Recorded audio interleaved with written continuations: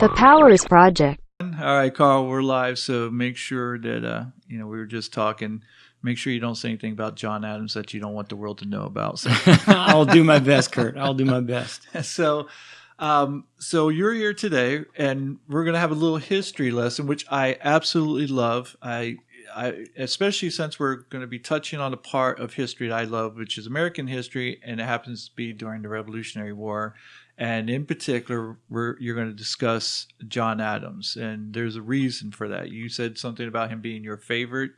He is, yeah. He's my favorite founder for sure, and really, I think my favorite president. If I was ranking presidents, of course, ranking presidents is always tricky because when people say we have to, what are you ranking? Like, do you like them or their most impact? Or, I mean, future historians may put our current president, as controversial as he is one of our most impacting president. Doesn't mean he's good or that people like him, because impact doesn't have anything to do with pleasure or like. But Adams, I read McAuliffe's masterful biography of him, 15 years ago or so, maybe 20, and we just was reminded on how much we don't know about Adams. If you ask the average American about the founders, they'll pull up Franklin. They'll definitely do Washington. They'll go right to Jefferson. Sometimes they'll include really the second generation of the founders, Madison, Hamilton, those guys. And Adams is gone. If you go to D.C., he's the only one of our major founders who does not have any kind of a memorial, no statue, no place where you can go. And to the founders themselves, including Washington, who was not a friend of John Adams. Adams was probably the most important person in the period of, say, 1765 to 1800. He's like the most important.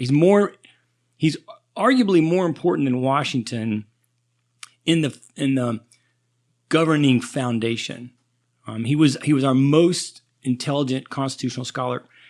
But I think the maligned part and his own sense of it, he was very aware of it, is what most attracted me to him. So there's just a lot about Adams. His love affair with Abigail, there's not a better Romeo and Juliet story in American history. I know people who are moderns would think of John F. Kennedy and his Camelot kind of experience. They are a pale reflection of the love affair, a deeply emotional, sexual, passionate love affair between John and Abigail, who would have been a great president in her own right. She's one of the most brilliant women of the age. So all that kind of just really attracted me to him, and just that sense of him being disregarded. I think something about that attracted me to him. Well, I'm glad you brought Abigail up, because we're going to talk about that. Well, I'll do my best. And that love affair. Yep.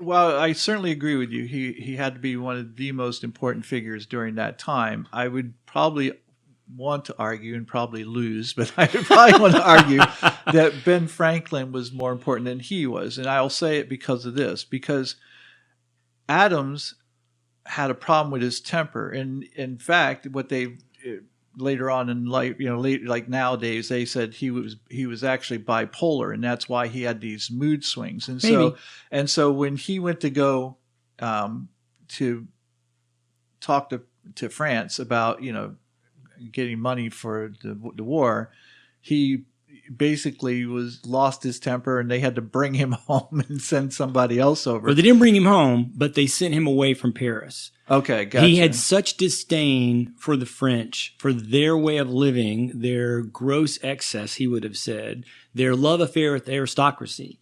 And he was the quintessential common man, which of course then makes the 1796 to 1800, the way Jefferson treated him and the way the Republicans, Jefferson's political party, treated Adams, so disgusting, because they couched Jefferson as the everyman and Adams as an elitist. And Adams was the son of a cobbler. He was the quintessential nobody made good. He's a nobody. He's the average American, can anybody rise to the top kind of story. And Jefferson is a son of wealth. He's obviously a slaveholder, but that really, take that part and leave the negative about that aside. It just meant he'd be like the son of Bill Gates. I mean, that is somebody who has just all the opportunity, all the wealth, all the potential. So of course we sort of expect that person to rise to the top, to be an elite, to be in wealth. And so when Adams went to Paris, he was so offended by the Parisians, which you have to remember, which we don't want to get into this now, but you have to remember Paris and France's willingness to support us had nothing to do with liberty, justice, equality. This is an absolute monarchy. It's the quintessential picture of what absolute monarchy looks like from a, say, 1400s to 1800s point of view. Nobody matches what the French pulled off Louis XIV, 15, 16. And so Adams goes there and he sees this and he's like, wait a minute, you guys don't really want to help us. You want to help yourselves, which again, as a moderate, we go, yeah, of course they don't help themselves. And Franklin, who he detested because he was such a man of excess. Yeah. Franklin was. Yeah, exactly. And so Adams gets there and he sees Franklin partying with these people. He's an older man at that point. He's having sex all the time. He's partying, flirting around, and that offends Adams' Christianity. But from a political point of view, he sees Franklin getting nowhere. And he does. He kind of just basically calls them out on their own hypocrisy. And of course, Franklin and others are like, yeah, you're not helping our process here. You need to get out. So he goes to the Netherlands where he kind of matches their viewpoints of life, work ethic, even religion. And he's successful in getting our first loans. The Dutch are actually our first friends, not the French. So but Franklin's critical. Franklin is he is in every, if there was a photo taken, he's in every major photo taken of our founding process. So it's really Franklin philosophically, kind of foundationally representing that there could be an America independent of itself, that it exists as a thing to itself. Washington as the backbone and the glue holding the military excess and kind of becoming this statuesque figure for people to think about, like who we are, who's our model.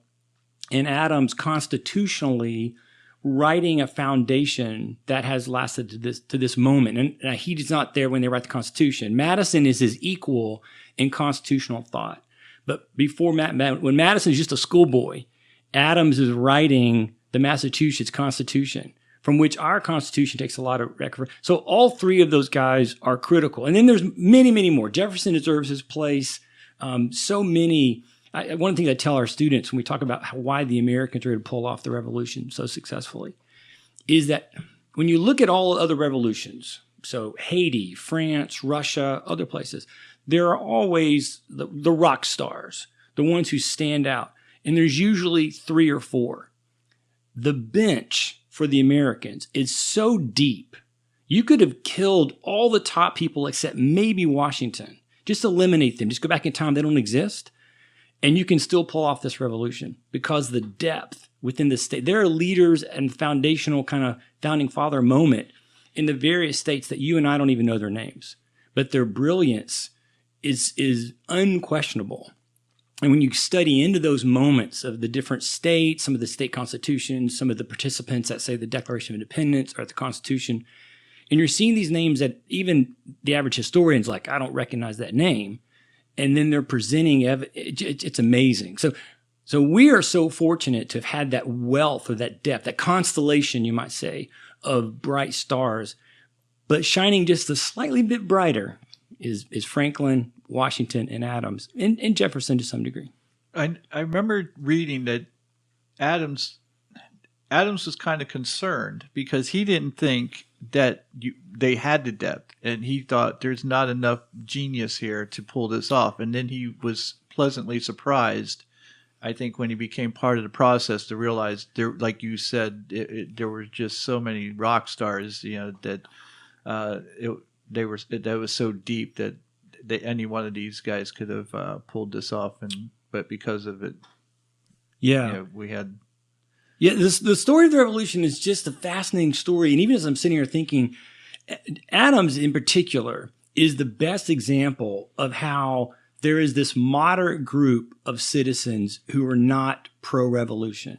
So again, the myth that people have is that there's this large percentage of Americans who are all united that England is evil. There's this little group of losers, those loyalists, terrible makers.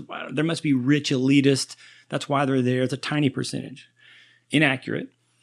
But again, this large group. And the reality is, like in most times in life, there was like a 20 to 30% grouping on both sides. Passionate loyalists from rich to poor, proud of their country, happy to support their country, flabbergasted that anybody's mad at the country. Remember, England in 1776, England in 1765 is the most liberal place to live on the planet. The most freedom. They actually have voting. You can't find this anywhere else in the country, in the globe at this point. And then you have the Sam Adams crowd, who obviously deserves, from a revolutionary point of view, to be right in the front. Sam Adams, Paul Revere, Patrick Henry. These are rock stars of the revolutionary moment who deserve to be in that same pantheon with Washington and Franklin. And they're determined that things should be and could be better. In the middle, there's this large, and again, it's hard to say because there weren't public opinion polls, but 50 to maybe 60% of the country who's like, yeah, I don't want anything to do with it.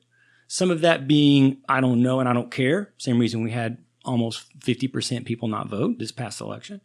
And some going, I get what you're saying. It sounds like a lot of trouble. It sounds like there'll be problems. There'll be violence. And I don't like that. So Adams is one of those. But to some degree, so was Washington.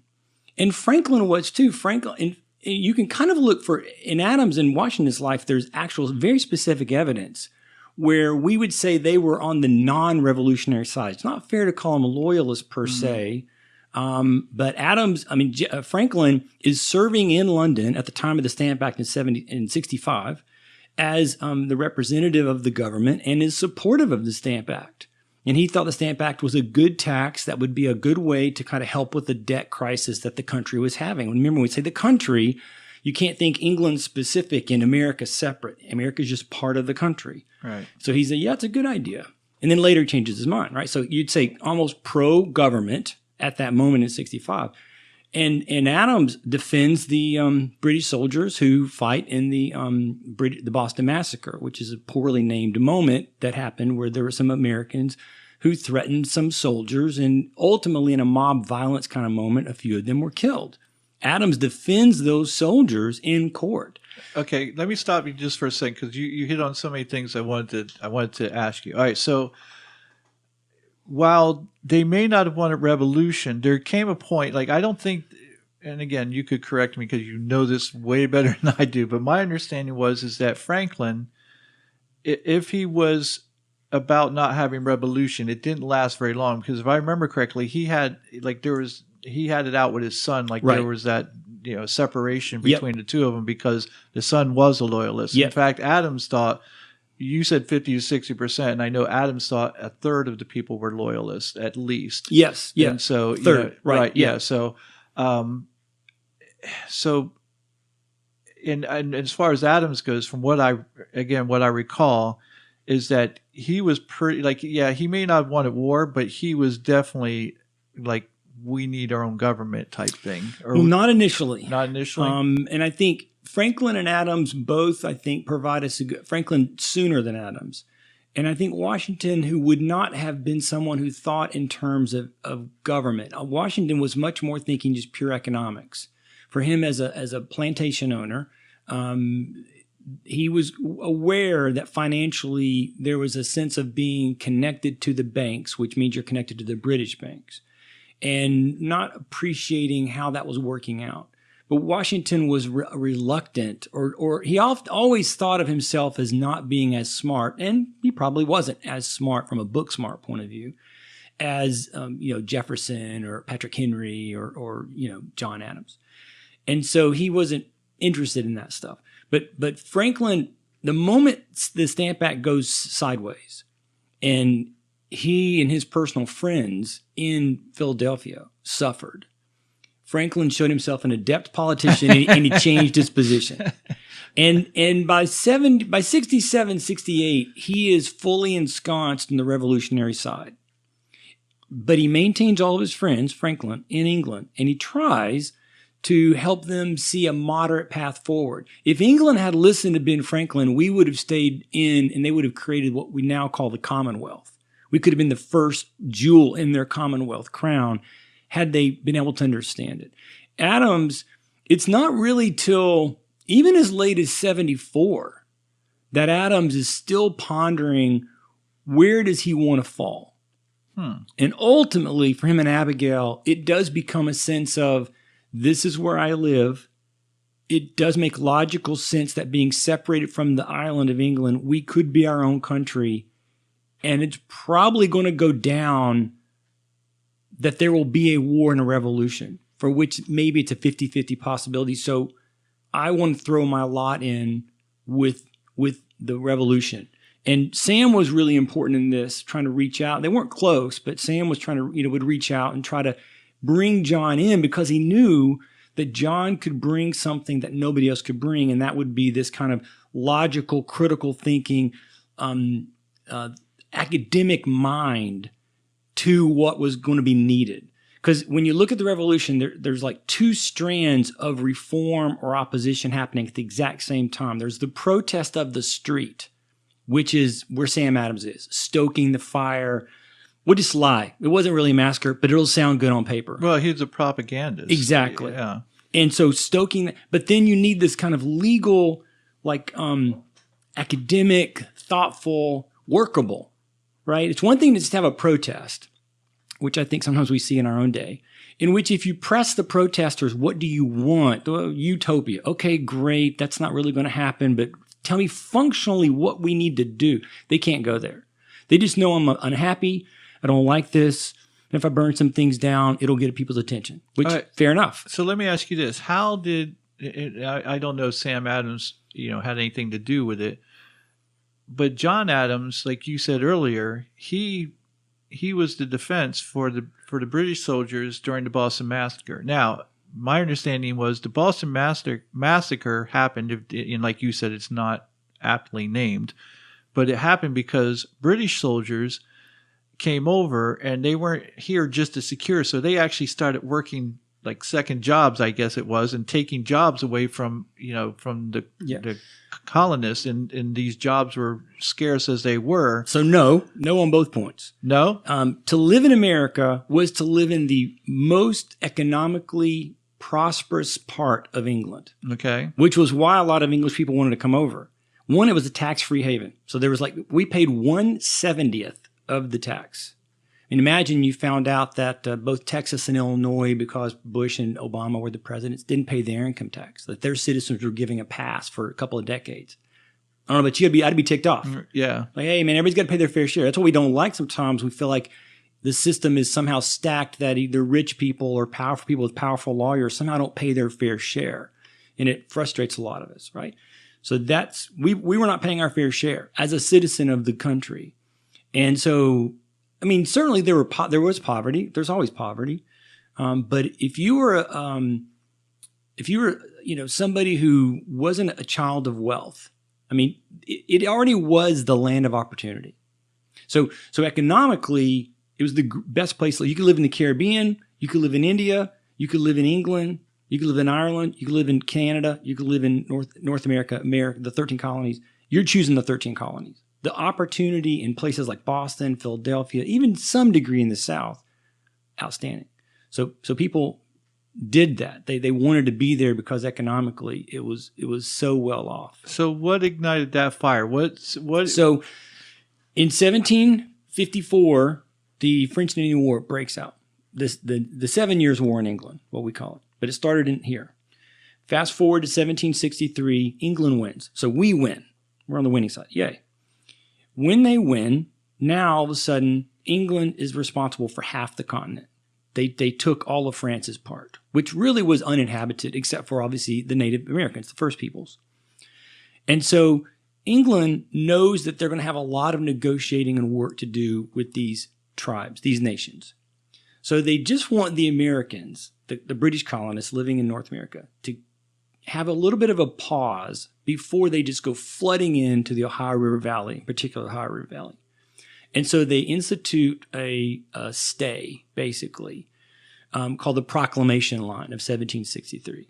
And it basically just said, hey, look, you can't go west of this line. And it wasn't meant to be forever. But for the Americans, one of the core DNA moments or thoughts of the Americans, somebody coming to America, that land of opportunity, was you could get land. which was the principal way of survival. You could feed yourself or hunt for yourself on your own land. So to be told you couldn't go get what in their minds was empty land, smacked of control. So again, you begin right off the bat on the journey to the American Revolution with seeing that our major problem between us and Mom, England, is going to be an issue of definition and kind of terminology. And the Americans wouldn't have the land. They looked at this as England saying, no, you can't. England was like, look, we just fought a war, French and Indian War, hello. So let's just have a moment, maybe a decade or two, where we let us negotiate our way with that. To protect the colonists, they left the British soldiers in North America on the frontier, 1763, right? What happens in 65? The Stamp Act. All of a sudden in the cities, many cities up and down the East Coast, riots break out. This is in a time before there's police forces. So you have a sheriff or a justice of the peace. You have some measure of which there was some control or somebody who did, but there was no, a watchman, night watchman kind of a thing, but there wasn't police like we have today. And I don't know about you, if I rolled, you live right up here, it's very near me, and I rolled down my street or down your street, and I saw people with cars overturned and fires burning, I'd call 911. Particularly if it's my home and I couldn't get to my home or I was worried about my home, because I'd want somebody to come out who's official to protect me. So if you are an average citizen in England, in North America, between 1765, 66, 67, and there are people who are doing terrorist acts, they're taking people out of their homes, they're torturing them with hot tar, they're basically denying them their free speech because they don't agree with the speech these people are giving. They're banishing some people. They're burning people's houses down. They're tearing up people's homes and some of their businesses. You'd want somebody to protect you. In a land with no police, who's going to protect them? Who's the closest to them to protect them? The soldiers that were on the frontier. So by 67, those soldiers are brought into the major cities to maintain order. It's a recipe for disaster. The people are mad because of what they perceive to be an oppressive set of rules. The Stamp Act had been preceded by the Sugar Act and not the Tea Act, the Sugar Act, the Currency Act. And so they're like, all these controls, all these rules, we don't like this. And England's just going, hey, just give it a moment, give it a rest. But for Sam Adams and others, like, nope, see, these people are bad. So they stoke the fire. The fire causes some chaos at various moments. We can't let chaos be ruining the city for our citizens. We have to have some control. How do we do that? With a show of force. You bring the soldiers in, and that sets up the moment for what happens in 1770, where, it's no different than, I think, a lot of what we can see today in some of the protests, where there is, I think, a fair observation that there are some police who use their power oppressively, not just on racial people, but just in general. I think that's fair to say. Mm-hmm. I think it's also fair to say that the large percentage of police do not. But so if I get stoked up into fire frustrations, and I am now thinking of the last 2 times I got a ticket in the past, say, 7 years, both police officers I thought were rude and disregarded me and really treated me poorly. They used their power in a way to make me feel even certain nervous, or are they going to arrest me? It was just really bad interactions, right? And so if I get stoked up into that, and I go marching off into the city of Orlando downtown to protest this, and then the police are there, you can see how easily I can maybe get into a kind of a mob violence kind of mindset and then act. And then, of course, they react. And then you get in these situations where then there is a police officer arresting somebody, maybe acting with force. And then other people, like I see that and I see you getting arrested and I show up and I try to help you instead of just going, well, Kurt's got to just handle that. And so that's kind of the Boston Massacre becomes this perfect storm that then, as you said, Adams and Revere take and spin in a way that was masterful. If you like PR and propaganda, and then what they did with the Boston story in 1770 was amazing. So how did John Adams, how did he remain popular amongst the common people? Is it because he was a commoner? Because if he's defending these 9 soldiers, and only 2 of them were punished, and he defends these soldiers, is he not looked upon by the commoners that he's working for? He was by some, right? So again, think of the 3 groups, right? So on the Sam Adams revolutionary side, they were annoyed that anybody was defending these soldiers. Like, nobody should defend them. What they did was indefensible. And John's position that he tried to argue both in court and I think in front of others was, if we perceive ourselves as being a people based on logic and law and order and kind of rules of engagement, like how we want to operate as a society, whether England's here or not, then we have to act like that all the time. And so we may not like the fact that it could be true that these soldiers acted inappropriately, but they still deserve a fair trial in court. And then, as any good lawyer, as he's pursuing the case, he feels like the evidence is all on his side. Now, it should be noted that John's mind and his kind of stature, at least in Boston, was becoming noticed, obviously by Sam and his side. Is my cousin, but he was also noticed by the Crown, right? So it's not unaware. By 1770, it's very clear to some observers in England that we're on the cusp of something really bad, and we need to figure this out. And a way to figure this out is to recruit allies.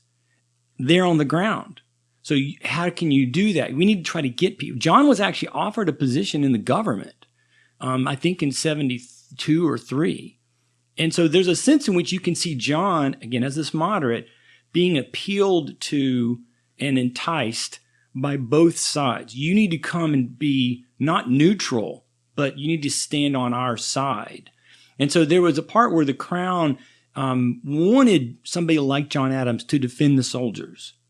But they also hoped that he would, because maybe that would mean he would put his considerable intellect to work in defense of the government. And then again, he chooses not to. And one of the things that you point out is just how intelligent this man was, because he also, before he became a lawyer, he had started practicing medicine. And I'm thinking, how, that here you are, like you said, his father was a cobbler, right? And yep. He's just a regular guy, and yet he has the intelligence to go, okay, I'm going to become a doctor or a lawyer. And fortunately for us, he chose law. And it's important to keep the law thing in mind, because you said earlier that he loved to argue, or he got mad in Paris. He loved to debate. So again, words, right? So for somebody like Jefferson, it was always, John isn't arguing. He's an intolerant man. But for someone, like, if you could have brought him in connection with maybe Rousseau or somebody, it'd have been like, no, we're just having a conversation with deep, thoughtful ideas that are passionately expressed. When John went to Jefferson in 96, one of the saddest moments in the American story is that he perceived Jefferson was still his friend, and he did not understand how much Jefferson was the leader of the opposition party. He thought it was Madison. In Adams' mind in 96, the bad guys in America at that moment are Alexander Hamilton, the leader of the Federalists, and James Madison, the leader of the Republicans. And he would have thought them bad simply because of the generally held view about political parties. There'll be political parties, but those are for the lesser people.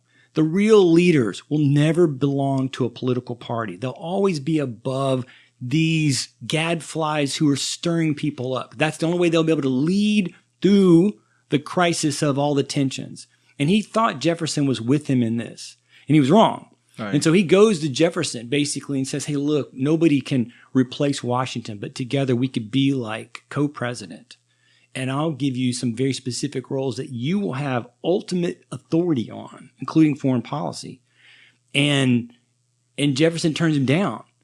And he largely turns him down because Madison reminds him, you hate that. You hate that debating stuff. And for Adams, every day will be why'd you make that decision? That's not the right decision. Let's have that conversation. And Jefferson hated it. He always wanted to just kind of behind the scenes and kind of a marionette kind of way control everybody, which he did in kind of a dark way, actually. But he didn't want to ever be confrontive about it. And Adams was, what you see is what you get. Let's have the conversation. You don't like this? Let's talk about it. Maybe you can persuade me, but we're going to talk about it. And you got to be willing to go in the trenches with me intellectually. And Jefferson was not that kind of guy. Well, while I made the point that, that Franklin's like, all right, you got to get out of Paris, I will say that, during the the peace treaty with Paris, that he was brought in, that he was integral in that Right. treaty being signed. And as far as Jefferson, if I again remember correctly, Adams prompted Jefferson to write the Declaration. He does. And so he, like you said, they're friends. Or at least in Adams' mind, they're friends. And there's something else too, which I always found strange. And again, like I said, this was my favorite period of time in American history. I know most people like the Civil War, but I've always been one for the Revolutionary War. I think because, to me, as far as ideology goes, as far as motivation for why they did things, we were probably at the most purest reasons as to why we really wanted these things, at least in my mind. Okay. I know that money was certainly a condition, as it always is, no matter what what era you're in. It's never 100% altruistic. I just want freedom for the people type thing. I understand that. I tend to think this was probably the most altruistic war we probably were ever in. Okay. If there's ever such a thing. And I don't even know if altruistic's the word I'm looking for, but there weren't, like you said, parties were contemptible. Like they didn't really have parties in the beginning. Correct.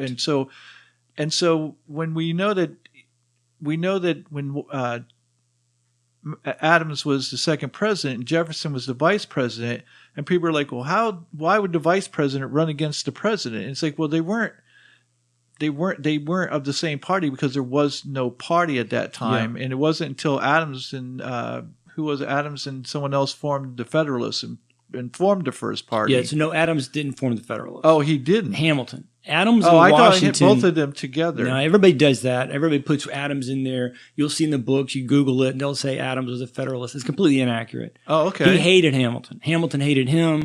They were not on the same team. Adams and Washington are independent. They're really the only two independent presidents we've ever had. They were a part of, and the reason and it's a longer story, which I'm more than happy to tell you, but when you look at the evidence of Adams' political life, he did everything wrong if he was part of a party, but he did everything you would expect somebody to do if they were independent. And he suffered for it. Hamilton comes out, and basically in 1800, you have a three-way or four-way presidential race. You have Aaron Burr and Jefferson running as Republicans, and you had Charles Pinckney running as the Federalist candidate. And then you had Adams sort of off on his own. And of course, he loses, and the 1800 election is so tragic because it does demonstrate our system is going to devolve, using that word intentionally, devolve down to where you have to have political parties. And if you're not part of a party, you're probably not going to win. My own election, as we've talked on the show before, is an example of that. And so Adams suffers in that election. So he doesn't form. And it's interesting if you look at the formation of political parties, they all would have denied they were forming a party. They would have said something like, well, we're the particular friends of Mr. Adams, or the particular friends of Mr. Hamilton, the particular friends of Mr. Jefferson. And they use terms really loosely in titles.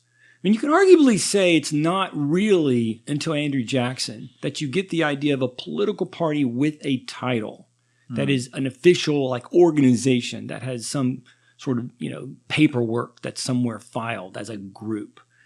But at the same time, they were aware they were on Jefferson's team, which is the Republican Party, not our current day Republican Party. They're going to change names over about a 30-year window. And then you've got Mr. Hamilton's party, the Federalist Party. And all Alexander did basically was keep the same terms that had been used at the time of the founding of the Constitution. But this is confusing for people also because Jefferson is a Federalist. When you use the way I tell my students is you have to understand the word Federalist has two definitions. So there's the Federalist, which in the first definition is all of those people who supported the new Constitution. And their opponents were the anti-Federalists, which is a terrible name. Don't ever get labeled anti-anything. Yeah. And the Federalists were Madison's a Federalist. Everybody in the new government, pretty much, is a Federalist. Within 2 years, though, divisions had begun to emerge amongst those Federalists. And ultimately, and to some degree, I think Madison strikes first to try to create this identity of a group. And their idea was, we need to protect this new thing we've created, the Republic. And we protect the Republic, which is designed to protect the people, by rallying around a set of ideas that can be personified by Jefferson. And so, again, Washington's not going to play this game. Neither is Adams. So Hamilton sees it as his duty to be the spokesperson for Washington to oppose Jefferson. And he rallies, and he would have said, the friends of Washington around him, and they just kept the same name. So now Federalist gets a second definition, which would be Hamilton's political party. And it was always Hamilton's political party, which is one of the reasons why Adams hated him so much. Because I almost can see Adams beating the table like a child. We said no parties. There's supposed to be no parties. And you're a friend. You're a protege of Washington. You should know better. Don't do it. Let them do it, and then they'll just look ugly on their own. And, of course, if anybody liked to fight, it was Hamilton. And so he, in essence, that wasn't going to play for him. He was going to have to strike back. So, all right, where was I going to go with this question? I just had a brain fart because I had a great question for you. Oh, so during the infancy of this republic, did you have people like second guessing their, their choice and maybe wanting to return to a monarchy? Did you have anybody in that organization who said, maybe we should go back to a monarchy, or were they all? Not really. To be labeled a monarchist would be akin to, in the 1950s, to be labeled a communist. It was really social and political suicide. Now, many people did argue for aspects of the British government to be brought in. Hamilton, most famously, during the time of the Constitution, made this like 7-hour speech one day when they're working in the constitutional agreement that, Madison and others are kind of like, I don't know where that guy was going. But ultimately, he lays down this is the system we should come up with. And it basically was a mimicking of the British parliamentary system, including a president who would be president for life. It's kind of like, wait, we just fought a war against that idea. Right. That's not going to fly. And he does let it go. And you can see Adams gets attacked when in the early part of the government, very early, they debated, what do we call the president?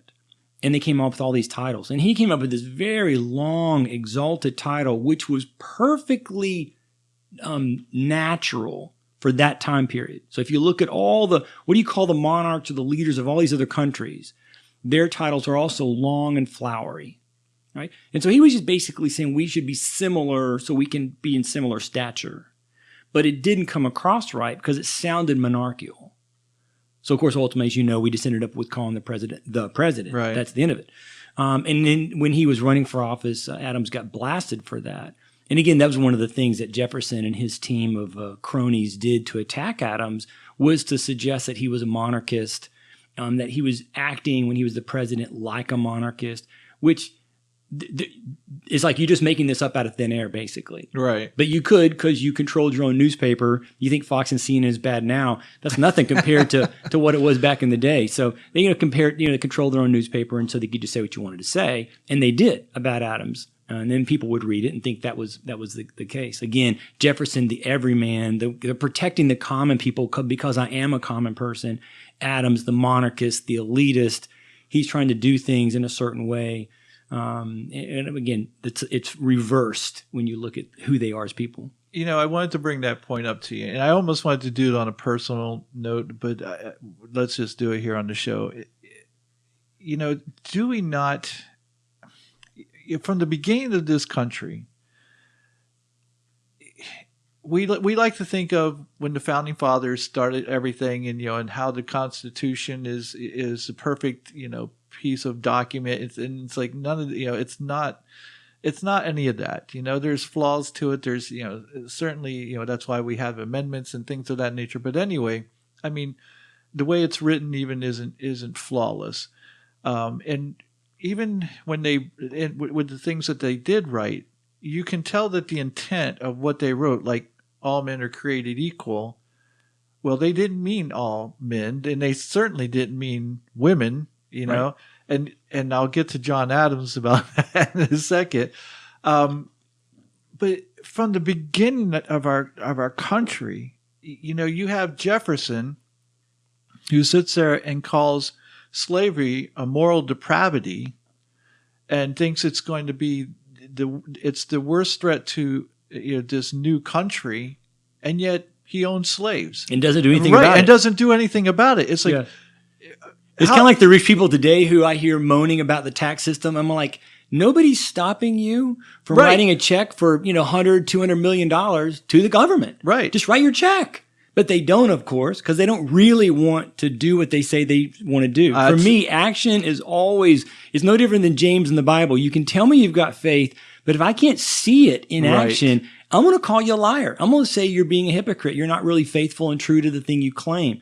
So I have no patience with Jefferson. To me, he is one of the worst people to have ever been president. I am a fierce, fierce critic of Jefferson and the things he does to Adams. So I'm a big fan of loyalty and friendship. I agree with you. And when you betray friends, that's one of the worst possible sins in my book of what you can do. So I have zero.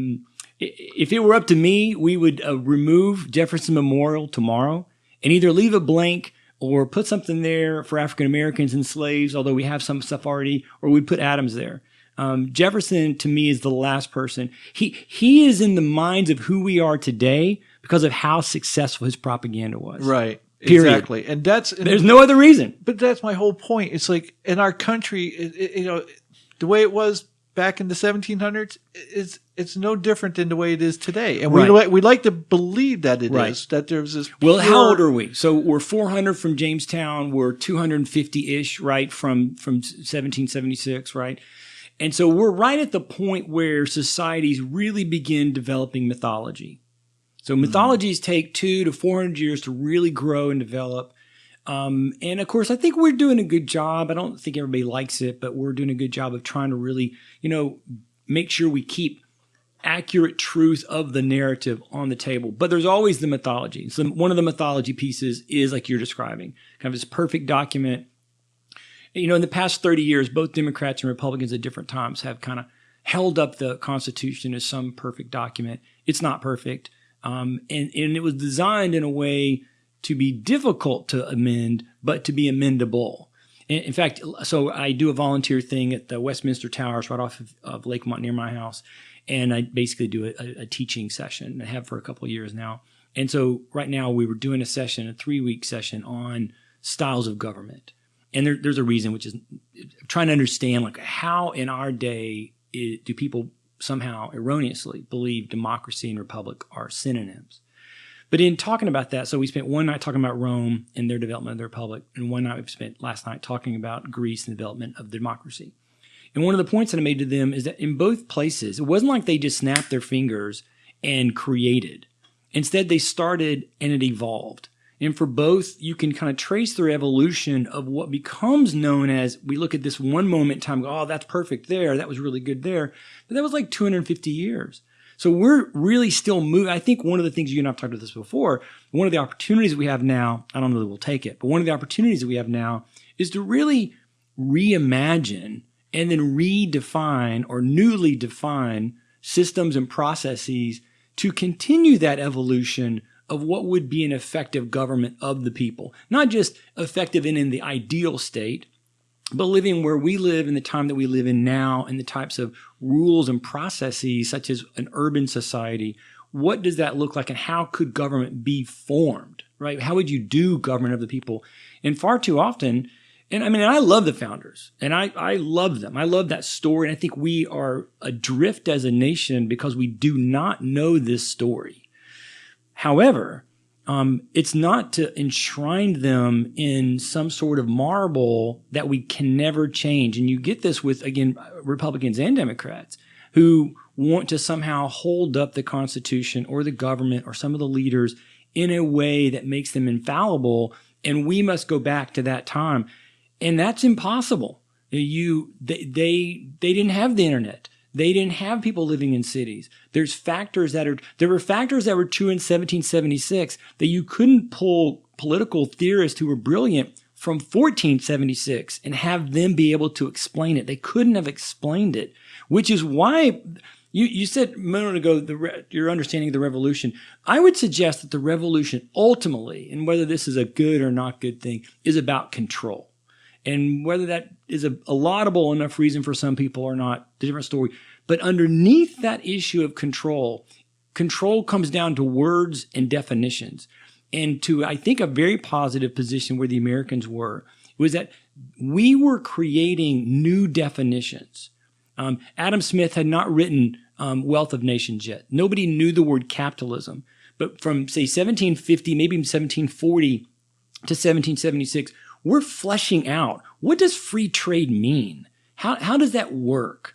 And taxation, voting, representation, all these things that, again, England, most liberal country in the world, their leaders could largely not process what's being asked. We need representation, no taxation. You have representation, which from a point of view and from a certain definition, they absolutely did. They were completely and utterly wrong about that. That's a false story, right?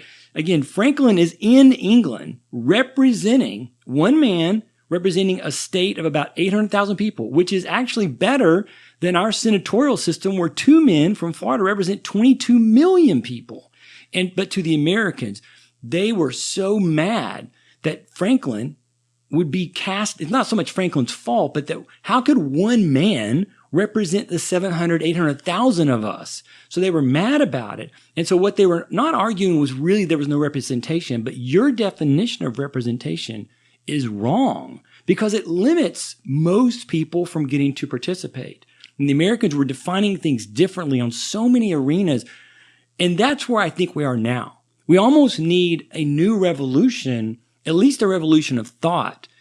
But to get there, you've got to be willing to largely let go of the past, not forget the past, but say these things were true then, and we can build on that. But now we need to be thinking, how could we do this government of the people? Let's not even use the words republic or democracy. How can we do a government of the people in a continent this size with this many people in this structure? But people don't want to have that conversation because just like England, the leaders don't want to give up control. Right. Which makes sense. Powerful people don't want to give up power. Rich people don't want to give up wealth. I mean, that's historic. They never will. It has to be taken. It has to be taken. Right, and that's exactly what we did in 76 is we forced their hand, and men like Sam Adams, who, not a fan, not an enemy of, but not a fan necessarily, did what he thought necessary to provoke the reaction from England that he needed to then galvanize the moderates like John Adams to come to his side. And he pulls it off, to his credit. I have to tell you that, not that I compare myself to John Adams or anyone of that, that level of intellect, but I'm very much the same way. I love to debate. And it's funny because you're one of the few people, like I know you and I could sit down and have a great debate and be very passionate, like you said, and yet we would be friends at the end of it. Very few people even like to debate. And secondly, even the ones who are willing to participate sometimes take it very personal. Like they can't separate themselves, and they get very pissed off if you go against what they believe or what they think. And especially if you checkmate them, they really hate big that. Time. So yeah. Well, we've failed in the past, and maybe it's been longer than this, but certainly in my lifetime, I would say we have failed to teach what real critical thinking is about. And it's multiple pieces, and it's a tough thing to nail down from a definition. But at least one key element that we have failed to really impress upon people is that you have to be willing to hold your own opinions loosely. And you have to be willing to engage what the other position thinks. I mean, a good debater knows the other person's arguments better than they know them. And so that means you have to study them. You don't study them dismissively like, this is stupid. I think this is dumb. I'm reading, but this is ridiculous. No, you're saying, what do these intelligent people think that causes them to write and say these things that I disagree with, that I think their logic is wrong, but I am wanting to know. And we have failed to teach that. I don't know when we changed or when that went to that spot, but I mean, we we'd really do good. It'd be great if back in kindergarten, if we started having about 2 hours of chess teaching every day. You're right. Because when you play chess, when you play most games, you understand I have to not only strategize my plan, but I have to think in the other person's seat. What will they possibly do in response to me? And then what should I do? And in particular, what should I do if they choose what for me is a bad option? So they make a really good move. Not, oh, crap. Do I just quit? I'm going to take my toys and go away? No, I'm going to keep playing the game. But now I have to adjust. If I saw that ahead of time or some aspect of it ahead of time, I'm disappointed. I'm frustrated. Now I'm on the losing side. Oh, wow, this is going to go well. But I don't panic. And I get thoughtful, but you only get there when you can respect the other person deeply enough to sit in their shoes. And we have failed to talk about that. I think it gets to maybe perhaps how we've really adopted a victim mindset. You see this with our litigiousness since the 70s, where it's always, it's my fault. The McDonald's hot coffee was hot and spilled. It's their fault that it was hot and spilled in my lap. It's always somebody else's fault. And along the way, we've lost the idea of personal responsibility. And I think those things sort of play into it. But yeah, Adams was more than willing to be shown that he's wrong. But you have to show me. You have to prove it. Right. And that only comes from us talking. You don't get to lecture to me. We have to talk our way through it. Right. And what I believe is key to this is what you just hit on is like when you are able to look at the other person's perspective and respect them and understand where they're coming from. Now you've given yourself to go, oh, I get where they're coming from. Now you can see if what you believe really holds water or not. Right. And so the people who are the best debaters, as far as I'm concerned, now, I'm not talking about competitive debating where you can take one side or the other, but the best debaters are the ones who generally believe in what they're saying because they have looked at both sides, because they can step on your side and go, oh, I can argue your points for you. But when it came down to the end of it, this side ended up winning out because of whatever facts are there.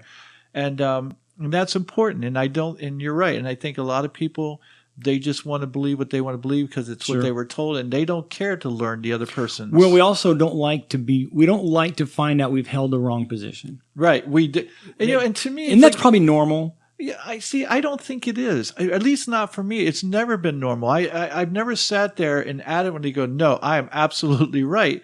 Because I know that even science, the best thing about science is that when science proves that it's wrong, that becomes science. Yep. It's like there's no belief. Well, I don't care what new science says. The old science goes, I still believe this way. It's like, no, that's not how this works. And yet as people, that's what we do with our beliefs, is that we hang on to them, even though there's holes in everywhere, we'll still hang on to it. It's because I say that it's because people have a fear that if what they believe is not right, then their whole world comes crumbling down on them. Yeah. And it's like, then how many other things are they wrong about? True. And, it's like, well, start over. Don't be afraid. Yeah, next step, next day. Right. Yeah. And so that's why with you, I like Adams. And I wouldn't say I despise Jefferson, but but the fact that he was as disloyal as he was, that he used things to his advantage, I'm going, I'm not going to call him the Trump of the 1700s. Oh, no. But he was. But he was our first politician, right? Yeah, exactly. Everybody blames Burr. Burr learned from Jefferson. No, Jefferson was first, and I just, for me, you mentioned the Declaration, right? And this is where people pick on Adams because he does become petty and whiny in the post 1800 time. For Adams, if you'd ask him, he'd have said, I think it's May 22nd, but we should be celebrating our Independence Day on May 22nd or maybe July 2nd. But he didn't want July 4th. And if you press him, he has reasons. They've got some validity. But really what he was saying is that he's so frustrated that Jefferson has taken this as some sort of badge or flag and flown the flag like somehow I wrote the Declaration. I correct my students all the time. Do never call Jefferson the author of the Declaration in my classroom. He's the draftsman of the Declaration. He's the freshman on this work group. The two seniors are Franklin and Adams. Then there's the other two guys, the two Rogers, I think Roger Sherman and what's the other guy's name, who don't do anything. They're like the sophomore and junior of the group. And then there's a freshman, it's Jefferson. And so Adams goes to Jefferson. Now the story's got a couple different versions, so we're not 100% certain. But the way I think the story goes is he goes to Jefferson, you need to write this. And Jefferson says, I don't want to, because Jefferson basically hadn't done anything. Again, it's his way. I don't want to put myself out. I don't want to be in front. I don't want to deal with that. And why can't you do it? You're smarter than I am. And to some degree, Adams is like, okay, fair enough. But I think we're equal, but you're a better writer, which might have been true. But I've been on my feet for so long, there's people in the room who hate me. And so it'd be better coming from you first. But so he does, he writes, he drafts it, writes the first draft, and then he takes it to Franklin and Adams. Goes, what do you think? They loved it, and they altered it. So the declaration that goes before the Independence Hall gang was the edited version of Jefferson's draft. Then it gets edited again by the whole of the committee, and a lot of things like the slavery statement are taken out. There's no real editing to the preamble, but there are parts that are taken out and a little bit of changes here and there. And so from Adams' point of view, we did this together. And what he expected his friend to do for the totality of his life would have been to have corrected anybody who said, you are the author. He'd been like, no. Me, Franklin, John, we did that all together. We did it as a team. Give us all credit. And instead, Jefferson didn't. He was very happy to take praise where he could use it politically. And he never once, said, I'm wrong. He never once said, I shouldn't have done that. He never once apologized. The first politician. he definitely is that first politician at the layer that we can see. Okay, so I got so many questions for you. All right, let's go in this direction here. One of the things I love about Adams, and I'm a big fan like you, and a big part because you're a big fan, and I know that when you know your history as good as anybody, but because Adams does do what he doesn't just talk the talk, he walks the walk. Yeah. So out of the first 12 presidents, only 2 presidents didn't own slaves.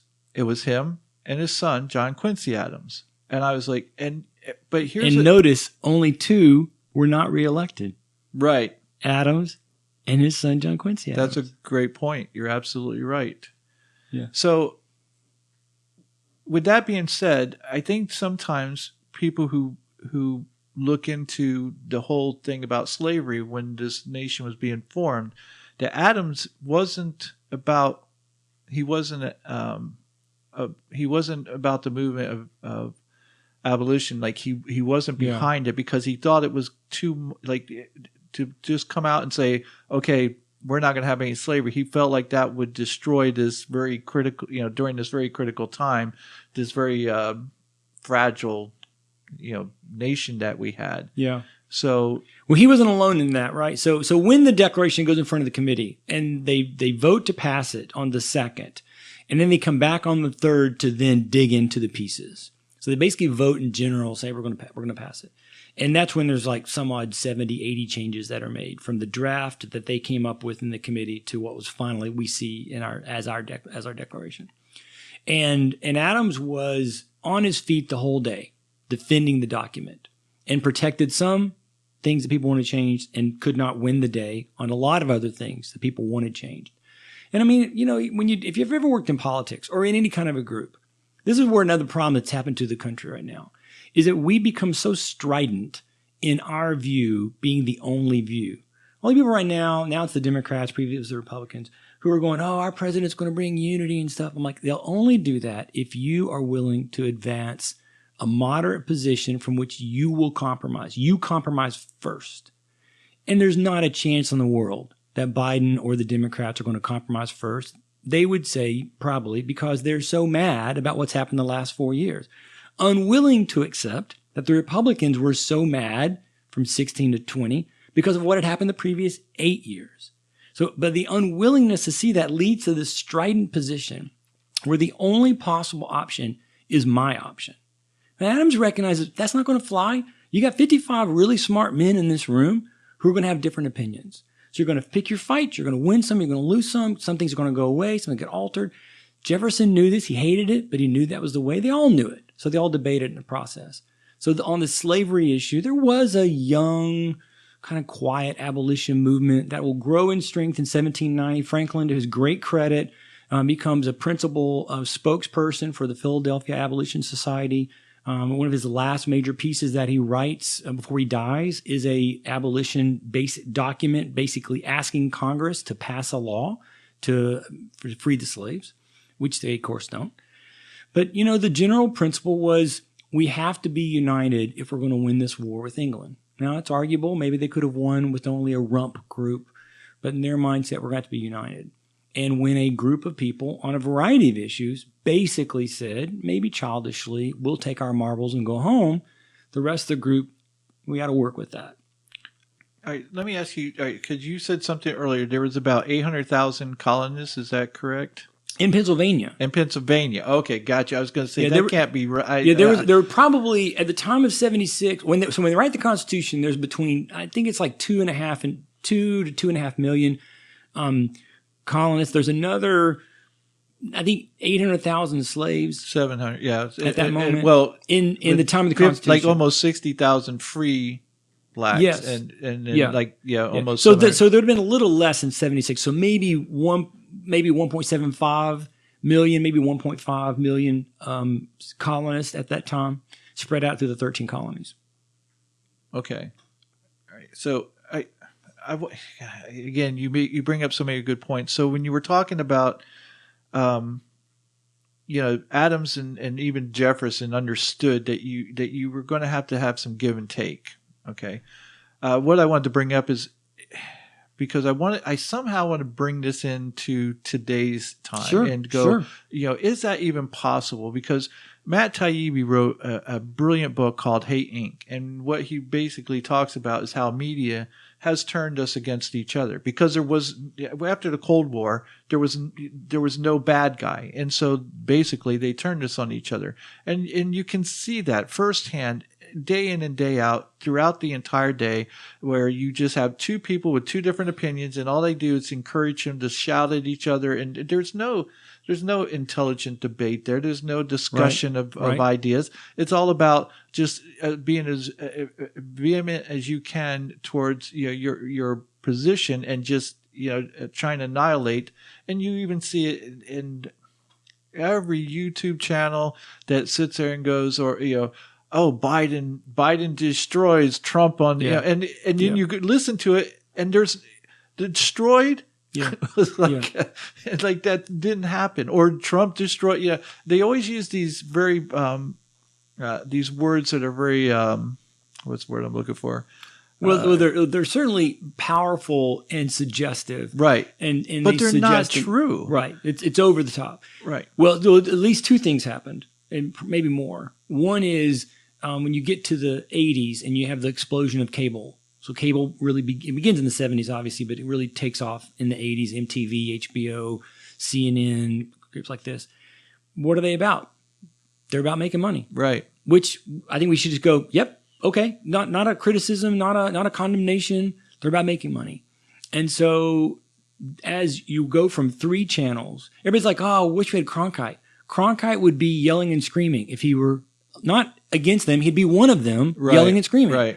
Why was he able to be do you think so, honestly? I do. Because Ted Koppel, see, Ted's part of what I was going to say is you have this moment where you have 3 channels, and you can dispassionately, you can know you're going to have some percentage of millions of people watching you just because you're the only thing that's on. There's 3 options. You're watching one of these 3 options.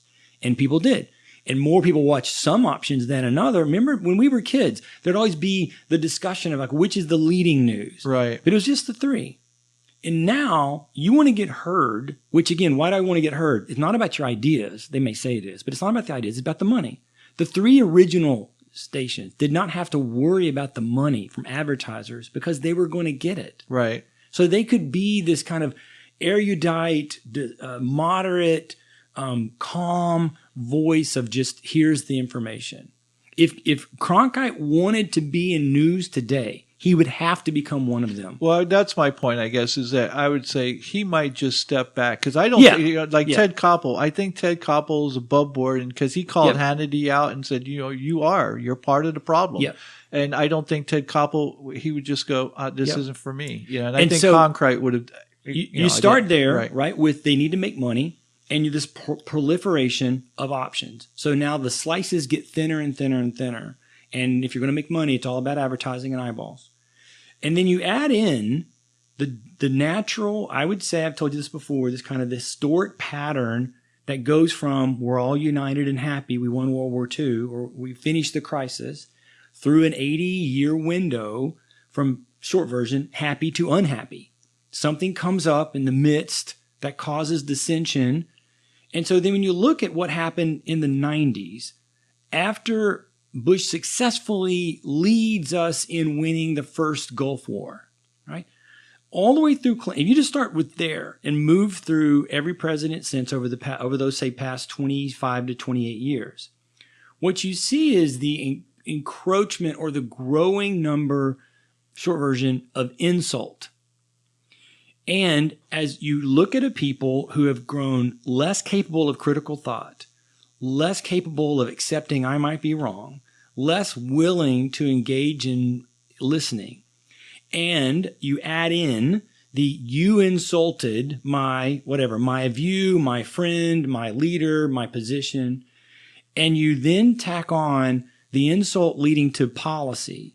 And so this policy is put in motion, which I think is part of an insult to my view. Then there's the reversal. Then there's the back and forth. What you see is that increasing deeper dive into division from which you do get to the point where all there is capable from someone is yelling. I mean, it is tribal in the sense when you look at tribal warfares, what you see historically is not so much a war of aggrandizement, a war of land conquest. It's a war because you killed my uncle. And then 2 years later, there's a war because, well, you killed my brother. Well, because you killed my uncle. Well, that guy killed this other guy. Right. And that whole idea of let bygones be bygones, we'll just let it pass by. It is possible, but it is very rare for the human species to do that historically. And so there has to be a cataclysm at some point for explosion to sort of solve that issue. And that's unfortunately where we are, or that's the reality of where we are right now, where you've got, on the one hand, the news media that needs eyeballs. So if everybody's screaming at decibel 10, I have to go to 11. And if they went to 11, I better go to 11 and a half to try to get the eyeballs back. And you have to become more and more entrenched in a viewpoint to kind of hold on. Everybody talks about the politicians having their base. The newscast have their base. And so, and it's preaching to the crowd, because most people who don't agree with the position are not going to watch that newscast because their blood pressure is going to boil, because a lot of it is factually loose. And then that makes them think, wait, you're not presenting the whole story. And so you're inflaming things. And so I'm not watching. So now you've got these narrow casted views, of which there are now hundreds, particularly bringing YouTube, of regular average people like you and me contributing. And that just inflames, right? But it also inflames on a foundation of real events in which this person was attacked, or this viewpoint was attacked, or this thing was attacked. The Democrats who are now mad at Trump and his followers for contesting the election have funnily not a word, but have interestingly forgotten how they spent the last 4 years contesting the 2016 election. And those Republicans remember how the 2000 election, and for most of Bush's presidency, he was derided and he was selected, not elected. Those insults, people conveniently forget that so that they can look all chaste and pure and look how Biden should be the president, which he probably should be the president. I really don't think that the fraud thing is there. But regardless, the animosity about how dare they contest. I'm like, where have you been for the past 4 years? You've begged them to contest. And you damn well know, had Trump been the person getting Arizona and Minnesota, Biden was going to contest also.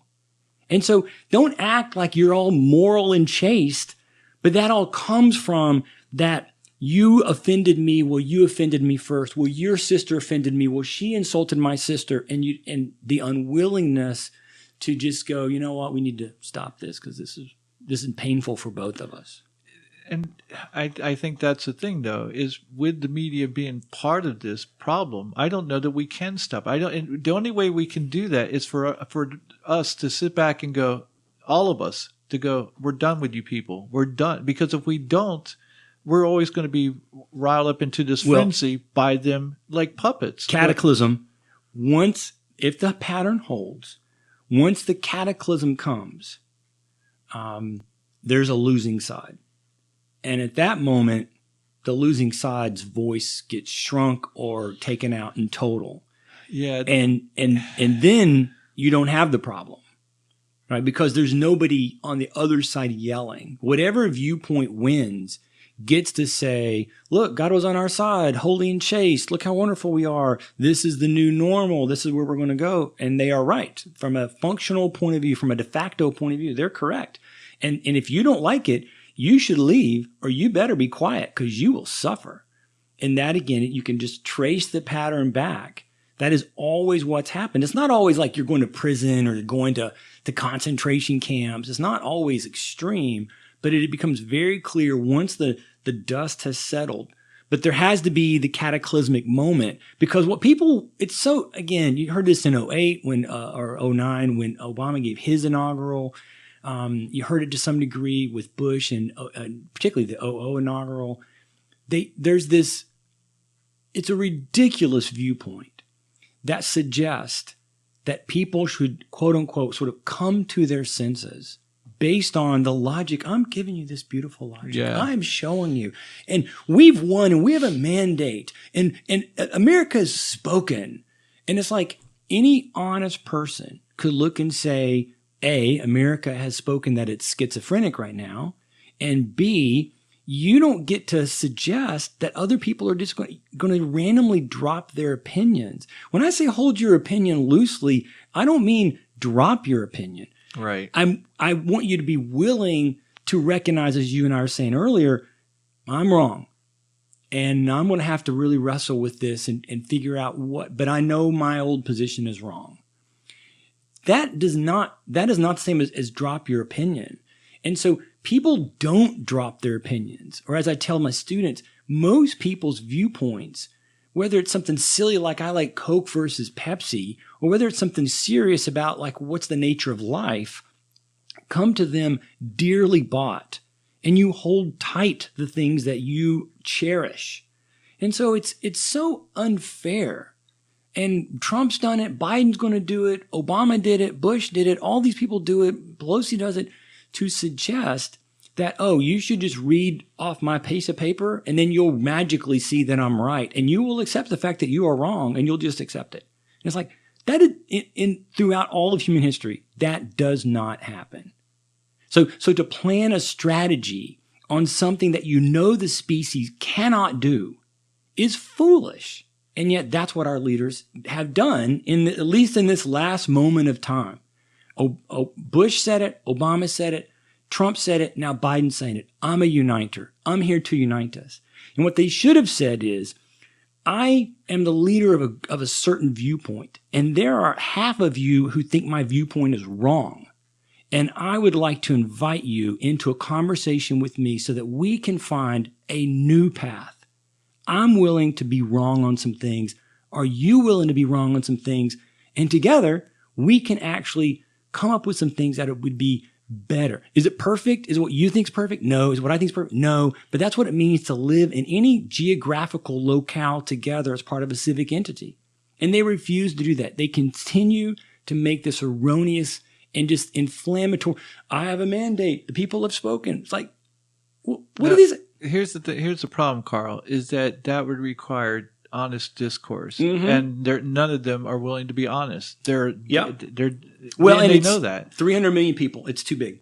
Well, And that's another piece just of the it. point that you said. Look, I had half the people vote for me, and who I had this position. You don't have that position. Let's sit down and talk about it. Yeah. They don't want to talk about it because they know the position they're taking doesn't benefit the people anyway. Yeah. Neither the left nor the right. And this is where I get so frustrated with the people of this country and go, you have Trump supporters or the Republicans on this side who are sitting there pointing the fingers going, you did this wrong, you did this wrong, you're doing this wrong. And you have the left sitting there pointing their fingers at Trump and the Republicans going, I'm going, you're both sides are wrong.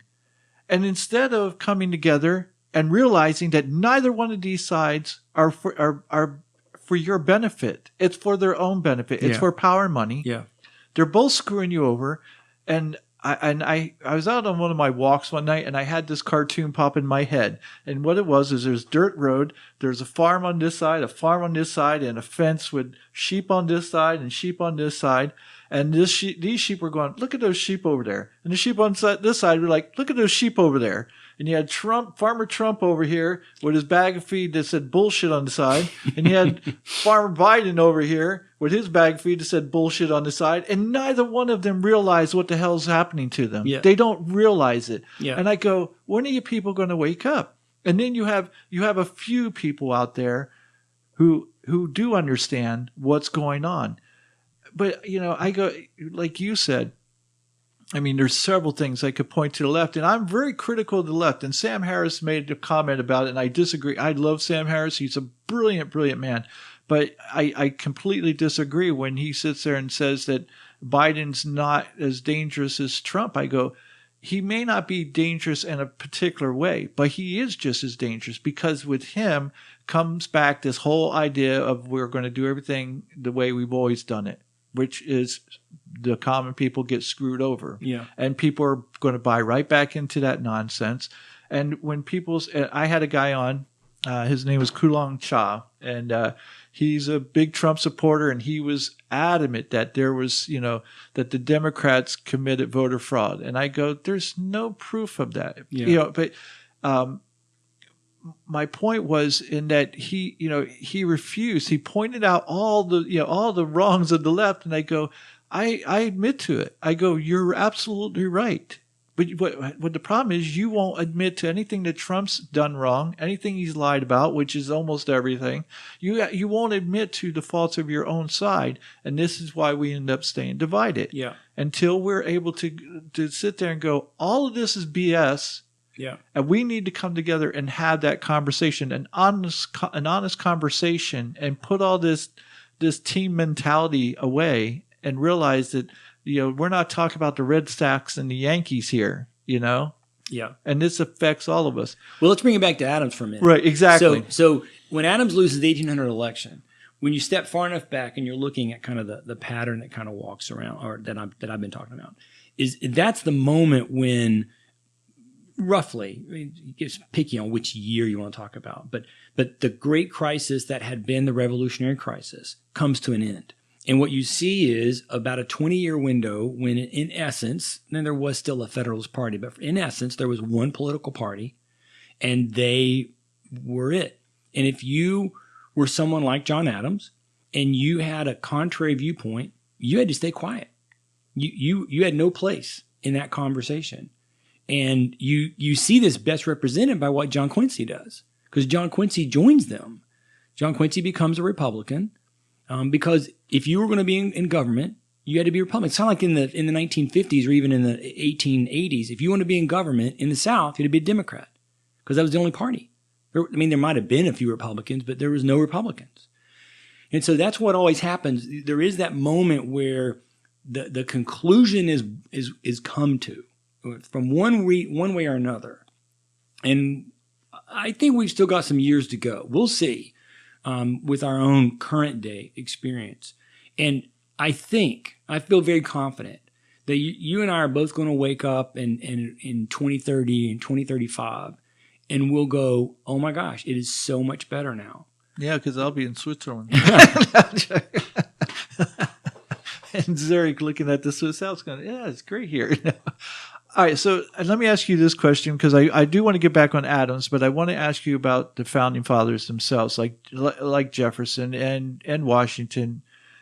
Do you think, because Jefferson had his position on slavery and spoke it freely, yeah, do you think that he should be held accountable more so than, let's say, plantation owners in the South who had slaves, who looked at slaves as they did cattle? Yeah, they didn't humanize. Some them. did, but some. yeah, no, you're right. But they didn't really look at it as being something wrong. Now we can call it ignorance, and and say so righteously to go, yes, they were ignorant to not think that these are human beings. But here you have an educated man who knows they're human beings, and yet, even though he says it's a depravity, a moral depravity, he still owns them. Should we not hold him to a higher standard if we're going to pull down statues? And I'm all about that. But if we're going to pull down statues of Robert E. Lee or Jackson or any of those, should we not do that with Jefferson? Should we not, like you said? I know. Well, let me pick someone else because I know you don't like Jefferson. No, I get your point, and I mean, I think. So a lot of people have asked me in the past couple of years, as a historian, aren't you concerned? Or the thing I would say generally is, I am concerned for both my conservative and my liberal friends. So those who would want to tear down statues versus those who would want to protect statues, because in the main they do not know their history, and so they're reacting on something very narrow and thin, and that's always problematic because then you're going to be making conclusions based on faulty starting points. And there needs to be a much more deeper look at like, what are we trying to do? What are we trying to accomplish? So I personally do think that you could. So on the one hand, you could say that there are certain people, so Winston Churchill from the English point of view, that in the totality of the person, there are reasons to be on a statue. Do I have to like everything he did? No. But then I don't like everything I've done. And so then you start thinking in those kind of holistic positions of the person, right? And I think there's more specifics about the leaders of the Civil War because they were traitors and they committed treason. They might have been somebody's wonderful grandfather. They might have been the nicest guy around. But from a legal point of view, as far as this country goes, now if there was another country that wanted a statue of Robert E. Lee, that's their business. Right. I'm not going to tell you what to do. But as far as this country goes, the country that still exists today, of the one they tried to destroy or at least divide of, they committed treason. So I've always found it fascinating and troubling that we would have anything honoring outside of museums for these people. But I thought also, having been a child of the South, understood it as not surprised because after that great crisis, now I wouldn't have said this when I was younger, I didn't know this, I wouldn't have known to say it this way, but now there was a winner, the North, and there was losers, and they were told to be quiet, but they could control, and they were allowed to control a geographic region of the country, and were allowed to do what they wanted in that geographic region. So in that region, you can almost imagine walls around old Dixie, right? And so all the people who have moved on to a new worldview, right, the United States, they don't come there. They don't go there. They don't live there. So they don't, in one sense, they don't even know. That would have been the Mason-Dixon line. Yep, to some degree. And so, that those people who were allowed through a massive failure of leadership in the Reconstruction period to be able to reconstruct their own societies along their own rules, that they would have statues, most of which, by the way, were built in the 1900s, right, in response to the NAACP, in response to the civil rights movements that were building through the first 5 or 6 decades before the explosion in the 60s. So the statues existed before the 60s. I'm not surprised they have those statues. So what do we do with our founders, right? And so one of the things that I always try to urge people to do, which is very tough when it's an emotional issue like this that you feel very passionate about, is to not make the mistake of taking current day mores and values back in time. Right. So absolutely. If you could argue that the United States, say, for instance, started slavery, if there had been no African slavery or no slavery at all, and we made it up, then I think there's a level of contempt that you could have for those founders today and say, well, it's so embarrassing. I don't want to, unless we cleanse ourselves of that embarrassing fact. But when you look and you say, wow, when the Europeans came here, they learned to some degree, particularly the Spanish, about slavery options from the people already living here, the supposedly holy and just Native Americans. And then you look and you say, well, wait, when the Portuguese got to Africa, they were met by their own kind of equal, world powers. And those powers wanted to trade with this other powerful new nation, Portugal. And they wanted to trade one of their goods, and their goods was slaves. So I've got African nations enslaving people and then seeing them as property that they could just sell along with ivory. Then I feel like for myself, I have to say when I consider 1776, I have to consider they're a product of the norm. Right. I can wish that they would have done differently. And I think what people sometimes forget about in their condemnation of the founders is that there were many, Franklin mostly, but I think Adams is in this group, who were early abolitionists. I believe the first, but one of the first abolition organizations was in the United States. So it's not as if everybody in the country thought slavery was a good thing. They didn't. And they were working to try to find a way to end it, if at all possible. They failed in that. And that can make us sad. I think it should make us sad. And I think it's fair to say, I look at people like the leaders from South Carolina, like the leaders from Virginia, from North Carolina, Georgia, and I hold them in contempt. Fair enough. You're allowed to do that. But I think what you cannot do is say they should have known better. Right. Because no, why would they know better? The norm was this thing. Do we then leave Jefferson up in his statue? Again, I have other reasons for saying no, of which slavery would be on my list. His hypocrisy with slavery. Right. Because he understood. That's the thing. Right. It's like, yes, I understand. Like if we have this mindset as a people, as a whole, of a particular topic, like let's take something less little inflammatory. Let's take like drunkenness. Okay. Mm-hmm. Back in the day, we Foster Brooks was a comedian, and his whole shtick was being a drunk. Okay. Yep. At some point, we go, you know what? Alcoholism, drunk driving, that's not funny anymore. And it went away. We don't see that kind of humor anymore. But we can't go back and go, oh, Foster Brooks was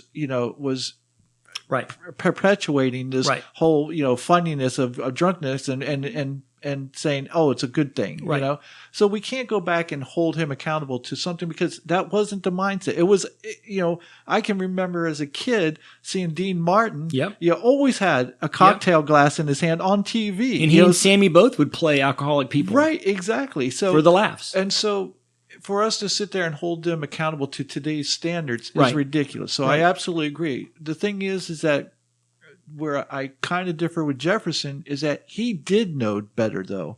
He wasn't of that mindset, and he still had slaves. And so I hold him to a different, level than I do the rest of the population.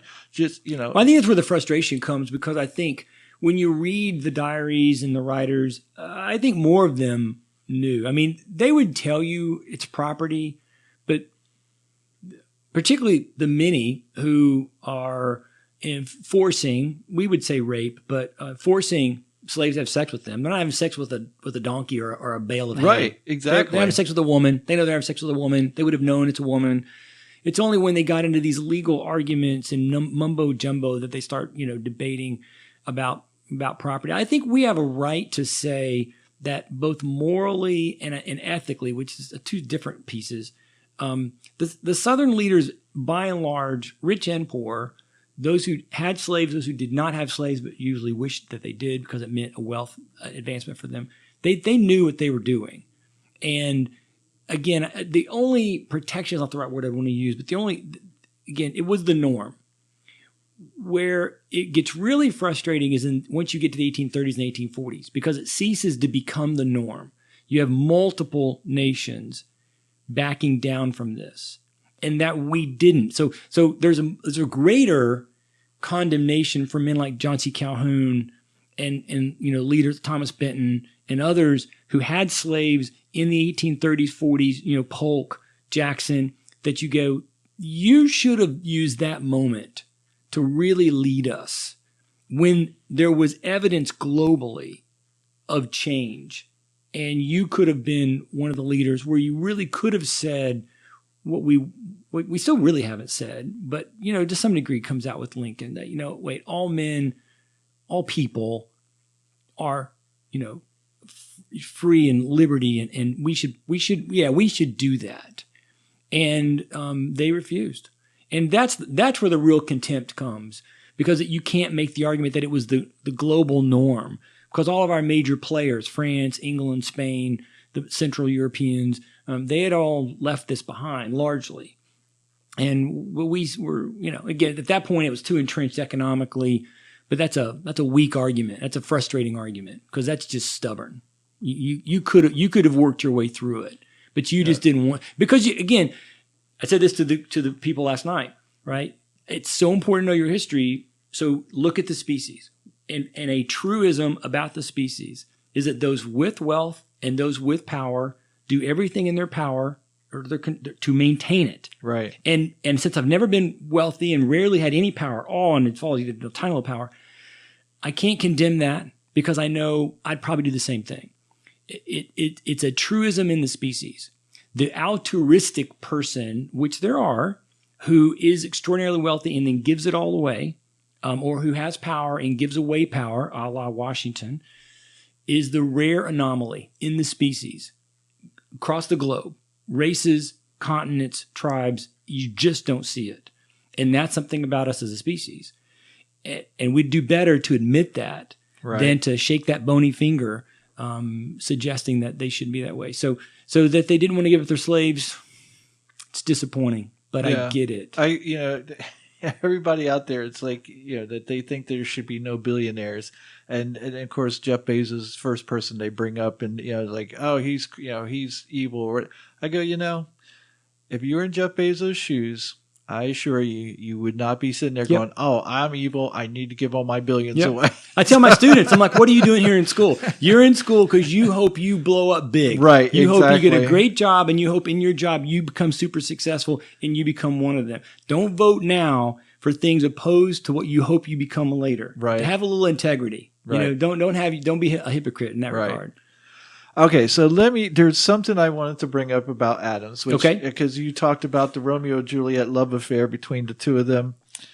And I had found this, and it's the one piece of thing that John Adams had kind of said that I was a little disappointed in him about. And basically, Abigail, when he was at the Continental Congress in 1776, Abigail had written him a letter, and it said this: in the new code of laws, which I suppose it will be necessary for you to make, I desire you would remember the ladies and be more generous and favorable to them than your ancestors. Do not put such unlimited powers into the hands of the husbands. Remember, all men would be tyrants if they could, which is exactly what we just said. If particular care and attention is not paid to the ladies, we are determined to form a rebellion. Excuse me. We are determined to foment a rebellion, and will not hold ourselves bound by any laws in which we have no voice or representation. And I thought this was brilliant on her part, because as you had talked about earlier, the whole premise that we're fighting against taxation without representation. And she's like, look, we don't have a voice. We're not abiding by these laws because, there's no reason to, because we don't have a voice in it. And I thought, how brilliant on her part that she wrote this. Upon receipt, though, it says, a bemused John Adams replied in part, depend upon it, we know better than to repeal our masculine systems. And so while I would sit there and probably, I've been accused of being a misogynist, which I'm not, but why I would agree with John, not to give up the our masculine systems. I would have expected for that kind of love affair for him to have maybe kinder words to go, yes, dear. Yeah. So the Remember the Ladies is a very famous thing that Abigail writes. In fact, when we did the kind of typical American go to the East Coast trip with your kids when they were young, one of my daughters, when we were in Philadelphia, was it Philadelphia? Yeah, we were at Philadelphia. We were in the printer shop where they were showing how printing used to work, and they had several famous pieces. And Remember the Ladies is one of the pieces that they had, like on the fake parchment and stuff. So she bought one, or we bought one for her. She'd keep it. You have to first of all get the larger scopes. Everybody likes to take that piece, and then particularly John's response, which in isolation looks gruff or dismissive. They were lovers, deep lovers. And they were playful with each other. And there's a sense in when you read John's reply, but when you read Abigail's initial thought, there is jesting with truth underneath it. Mm. So she is saying a point. She's not saying it. She is saying it. She's wanting him to encourage the others to take continue this road down that we're on of new definitions. And let's move into accepting that this other half of our citizenry has intellect, will, thought, and should be included, at least at the base level of voting, right? I don't think Abigail would have said, and being allowed to be an office holder, but at least at the level of voting, right? But there's jesting in how she's saying it to him. In fact, she's even suggesting, if you keep reading her letters, that, I'll just withhold sex. Right, that's what it said. Yeah, that's exactly. And so it's a jesting in this. You better help her us rebellion. out, right? And he's responding in kind. And I've seen books that really take him to task, and it's so unfair because one, if you're going to do that, you need to have like the 3 or 4 letters leading up, the 3 or 4 letters after, right, to kind of get this whole picture of what they're saying. In which I actually find John's answer to be one of, "I know you're right." But I'm not going to be able to do anything about it. Right. But I know you're right. And there's kind of this jesting about how we're going to handle. He was not someone who would have said, there's no way in the world any woman should vote.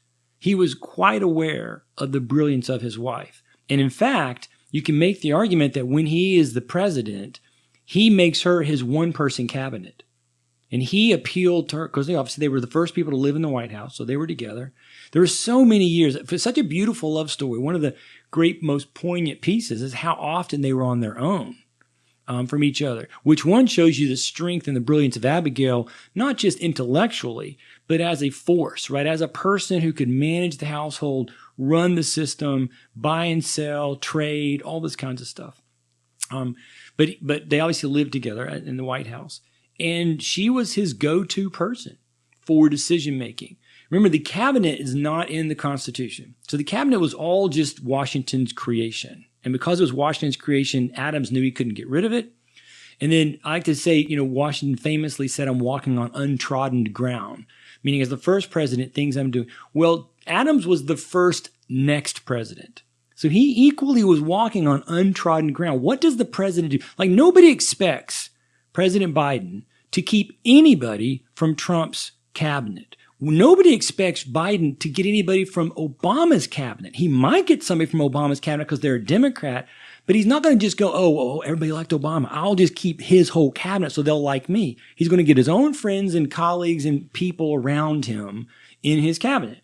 And we look at the cabinet theoretically as being some sort of an advice column, although now it's way too large and unwieldy. When Washington did it, there was Secretary of War, Secretary of Navy, Secretary of the Treasury. That was it. Was there a fourth one? No, there wasn't. No, it was Knox was War, Jefferson was State, and Hamilton was Treasury. And with Adams, who Washington really talked to, he had a fourth person he could have consulted. So really a consulting body is like, hey, Jefferson, what should we do here? Or hey, Hamilton, what should we do here? And kind of give me some background or foundation. Again, Washington thinking, I'm not that smart. Well, don't you think also part of it was is to make sure there was it didn't give the illusion that there was sort of like, that that Washington had all this power and that he could become the first maybe. monarch. Yeah, maybe. And Washington was aware of that. One of his letters to somebody, he writes to somebody, he says, remember, I have no sons. And he writes that because he wanted to put this person that he's writing, I forget who it was, his mind at ease that even if I were, because there's no rules about how long he could be elected. So even if I was elected continuously, it's not like there's another Washington I'll hand this off to. There'll be no moment by which we have a legacy. Although Hamilton wanted to be that son. I think for Washington, it was more, I am aware, or at least from my point of view, I feel like I'm not as intelligent. Right. So let me get some smart guys in the room that I trust. And he fought with Knox, so he trusted him for war. Adams and Jefferson were the two Americans who'd been overseas. Adams is the vice president. So Jefferson's my only choice. Had that not happened, he might have asked Adams to do it, though probably would have asked Jefferson because he thought Jefferson would be a friendly colleague. He was not. Washington and Jefferson go to war with each other.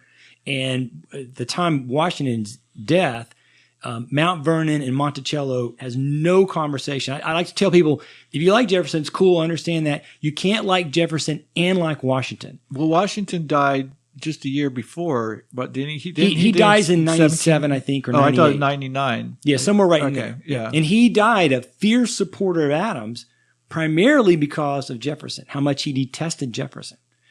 So then Adams becomes the president. Now, by that point, 8 years later, all those cool cabinet people have retired.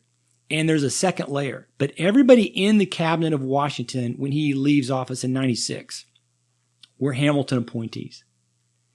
And Adams should have cleaned house because he hates Hamilton and he doesn't like these people.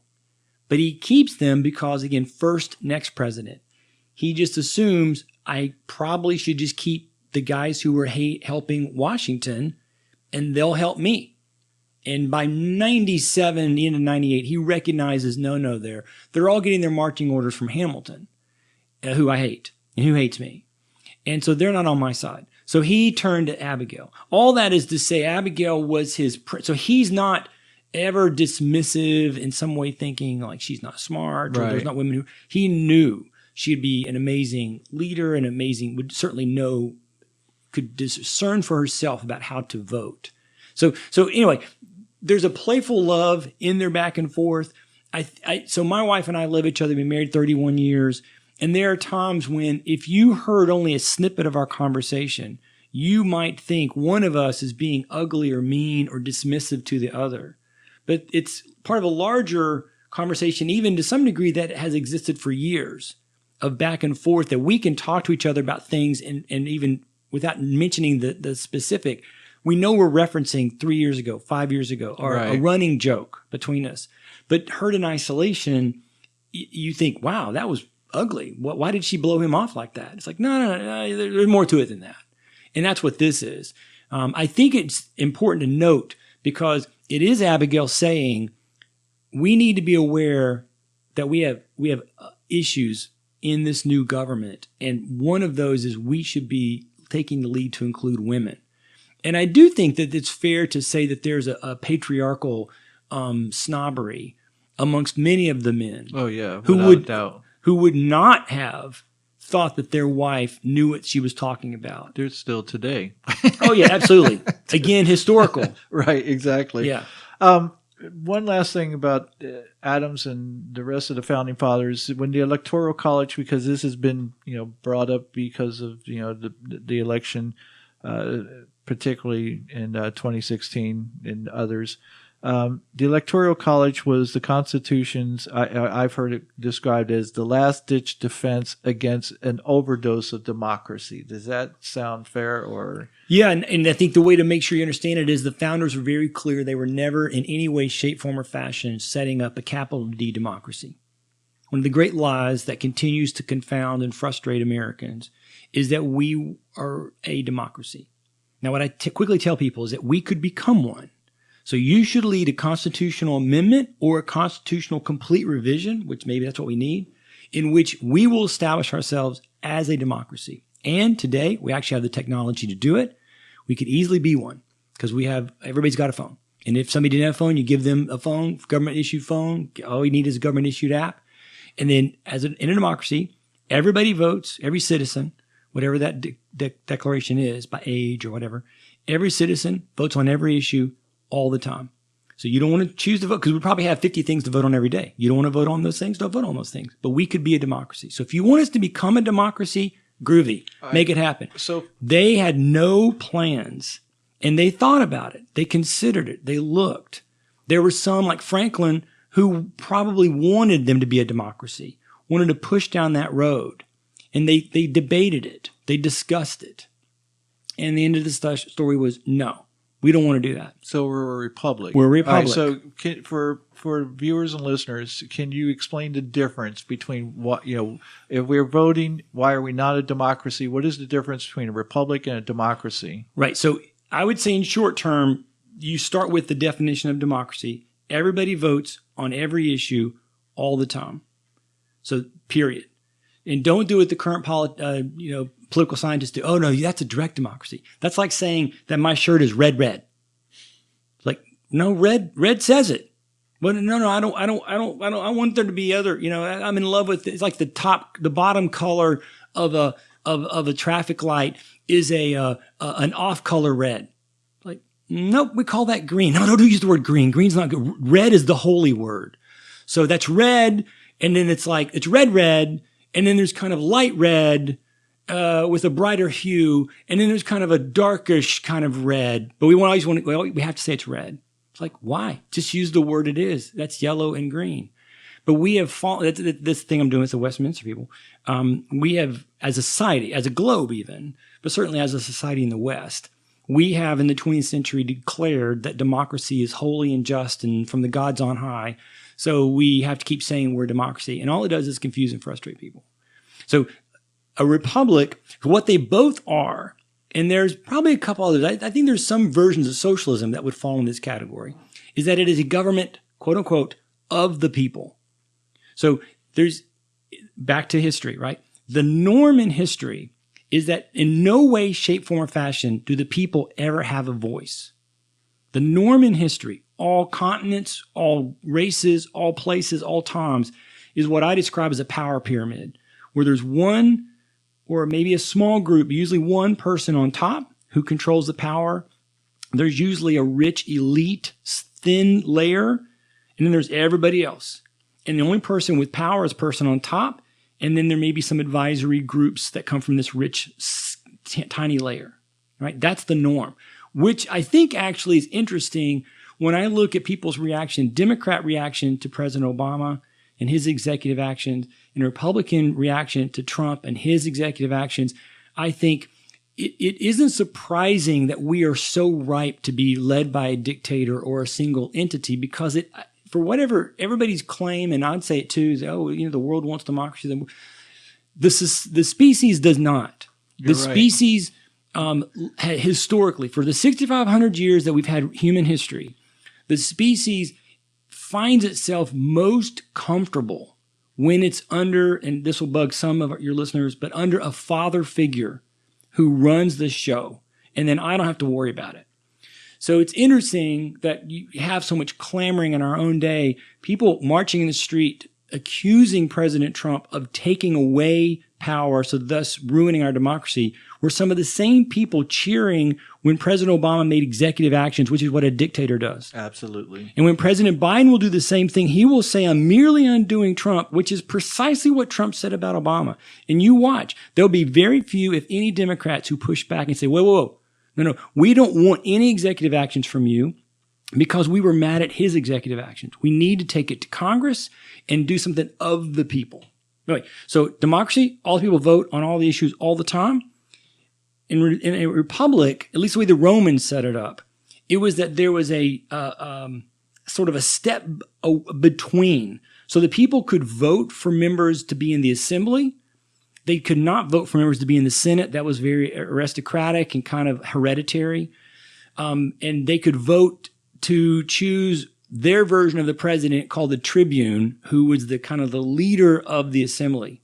So they would get a vote on, we would say representation. They never said representation, so I'm always hesitant to say that. But so think of it as the people one step removed, which if you compare that to the norm, where people are completely removed, well, that's amazing. I would like to live there. Our founders' argument was when you look at democracies, they don't last very long because they're hard to maintain. Now, I would suggest any government of the people is hard to maintain for some of the reasons that I just said. Our natural proclivity is to not participate and to have daddy take care of it. I want my parent to take care of it. And you sort of hear this. I've said this myself, right? I use the word adulting, but you hear kids, oh, I don't like to do it in adulting. What am I saying? What I'm really saying is, can't you do it for me? Can't you be my parent and do it? And that's natural. I remember being married at 25 and certainly even in my 40s saying, gosh, I kind of wish I could just have my dad do this. And that's a natural thing that we kind of do Right. and being responsible. So I'm not criticizing people. I criticize people who don't vote, but at the same time, I think it's a natural thing. And I just think it's interesting when we think about what would be a good governing system, because we fall prey to the mythology around democracy. But our history as a species is that, I don't think that actually is true. That people, democracy, the bend of history is towards justice and democracy. No, actually, that's not true. That's not true at all. It could be what you wish for. It could be what you think it should be, but that's not what's actually happening. And so, the founders then were saying, okay, we have to figure out a system. Now, you have to remind yourself that when they did this was their second governing document. And you have to go back and grasp the Locke-Hobbes debate, which I don't want to take too much. I'll take as much time as you want, but I want to try and be quick for your thing. That's underneath it, which is Hobbes saying that people are naturally going to be bent towards self-focus and thus possibly doing ill towards one another. So thus we must have a strong central power to protect. And Locke saying, no, people are generally going to be okay. And we need a limited power, very limited power, in which power would, in essence, reside with the people. So Hobbes is saying, no, you don't want power to reside with the people because they'll do bad with it. And Locke's saying, no, we can trust the people. And so in that debate, the founders largely leaned to Locke. So when they wrote the first government, which is the Articles of Confederation, it was 100% Locke. It's all Locke. Madison's argument is, this isn't working very well. Sam Adams, Patrick Henry, John Hancock, they're like, yeah, hang on, buddy. It's only been like 5 or 6 years. Give it time. And so they accuse Washington and Madison, those guys, of committing treason in the 1780s going to Philadelphia. You guys you're traitors to our plan. You're moving from Locke towards Hobbes, which means you're moving towards monarchy. They're going to set up a monarch. You watch. When they debated in Philadelphia about the president, Washington he had been chosen the leader of the chair of the whole thing. And he only said like 3 things the whole time because he's, again, always perceived himself to not be worthy, which is, anyway. And at that moment, and there were times when he did this, he turned over the chair to another person because he knew it. Everybody knew. If we have a president, if we have a single executive, it will be Washington. He'll be chosen. And so he intentionally comes down from the chair to just sit with the Virginians. Didn't say a word. Madison notes in his notes how there all these conversations about the dangers of a single executive. And Madison notes his own embarrassment at sitting so near Washington, who everybody knew would be that guy. And so it's interesting to watch. But they were very afraid of what could happen if you go too far towards Hobbes. So they're trying to find a middle ground between where the articles were, fully Locke, and over here. And so the debate is, well, maybe we should have a democracy. And it's like, no. Because they're too given to the majority. In a democracy, you would never have anything other than majority rules. If somebody claims they're in a democracy and they go to a 60% vote or a 2/3 vote, which in Robert's Rules of Order and in voting is often something that's done, like it's need a supermajority or whatever else, that's not a democracy. Democracy is we all vote on all the issues all the time and majority wins. It's a very simple system. And that's what the Greeks did. It's a very simple system. In the moment between Marathon battle in 490 BC and the coming of Xerxes and the real Persian army some years in the future, about 10, but they don't know that at the time, the Athenians strike gold, silver. And the leader of the time, Pericles, he's like, we need to use this for self-defense. Now, a leader, just a power pyramid leader, would have just taken the money. And they told everybody, this is for our national defense. Quit your moaning. But he knew that the Athenians rightfully said, this is our silver, and we all have a share of it. So he had to convince the assembly, what they called the ecclesia, in Athens, to vote to give the money to the state to spend on national defense. Democracy, all people vote on all these all the time. So what our founders thought was what we really needed to do to preserve our system was to make sure governing power was close to the people, but not fully in a democracy. And the way you do that is you set up structures by which decisions made at your state impacted what would happen nationally. So back, I said now 30, 40 minutes ago, whatever, about, we have 2 senators for 22 million people. Neither one of those people care what you are, I think. They're not going to respond to us. They have no reason to be afraid of us, right? There's one of 22 million people, right? But if the senator was appointed by the state legislature, my Florida House representative in Tallahassee, which is still a large number in a state our size, so I think it's 400,000 or 500,000 people, would have a greater likelihood because they're from my neighborhood, they're from my area where I live. My person is different from your person. We only live a few miles from each other because we're in 2 different parts of the House district for Tallahassee. But they would know that I know where they live. They would know that I can have a greater influence. So the founders set up a system by which power was closer to the people. And so one of those decisions that they wanted the states to control, which would mean you as the citizen would have a greater leverage on the conclusion, was choosing the executive. So their idea was, we'll get the smartest people in the room. Now that's a stretch. It's really going to be the elite people because that's who's going to have the money to do this. But they'll be chosen by the state legislature. So if you want you want Kurt Powers to be one of the electors for the state of Florida, and then Kurt would go to the Electoral College and vote how he wishes, right? Then you need to convince your Florida legislator in Tallahassee, not in D.C., not Stephanie Murphy, but your person in Tallahassee who would know you have a greater likelihood to get them out of office if they choose poorly on the Electoral College. Now, whether that system actually worked exactly the way they wanted, that's a whole different conversation. But that was their logic, that we don't want the president ever to be voted directly. You never want the president to, again, remember what I said earlier? Their view is the president or the leaders should be no party. They should be above party. So you want them just chosen. Let's get the smartest or best or most, whatever term you would want to use, to decide. And they'll vote. And it doesn't matter who wants to be. It'd be like right now, if I was one of the electors, I might vote for Oprah. And it doesn't matter what Oprah, I won't do it. I don't care. Vote for you. And if you win, you're the president. Suck it up. Be a good citizen for 4 years, Oprah. Do your job.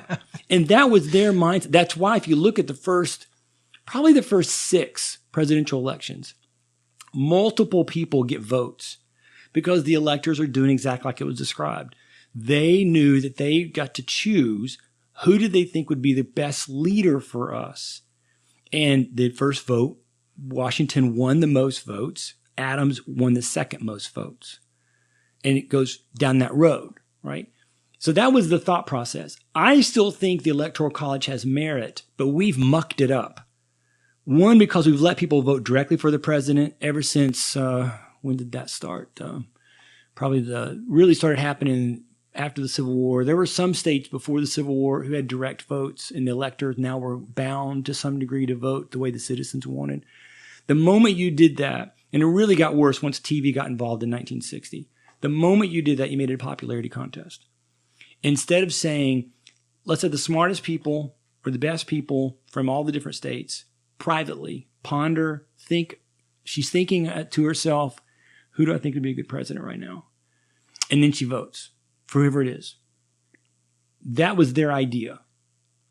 I think it could be argued that that's not a practical solution then or now, meaning you're just not going to, it's hard to find the way to pull that off and expect people to be independent in their thought. That like some people who voted for Washington in 1788, 89 may have felt that they had to because he was the most famous person. So I don't know that the founders could claim that their system was perfect.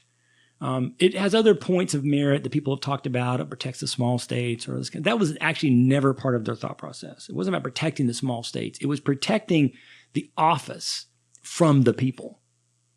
And that's one of the things that Jackson spins. when Andrew Jackson becomes the president, he's on my list of most impactful. And I'm a Tennessean, but he's not a good guy. Right. Was Jackson was able to spin it to start saying, hey, the president is the representative of the people. He speaks for the people. And leaders in Congress and government at that time, principally John Quincy Adams, Henry Clay, and some others, they're like, oh, hell no. No. Congress speaks for the people.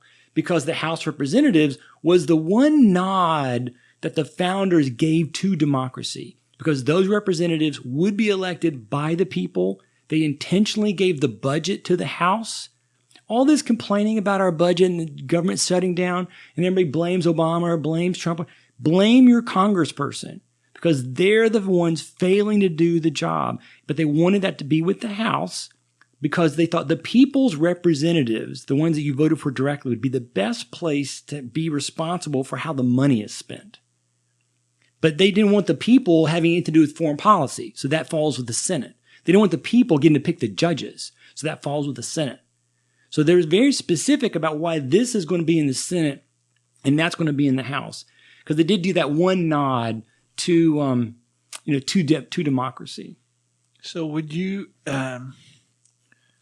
say you would have leaned towards Locke or Hobbes? Hobbes. Yeah, same here. I'm a big Hobbes guy. Yeah. And I'm willing to acknowledge, and I do this with my students, that it's a blend.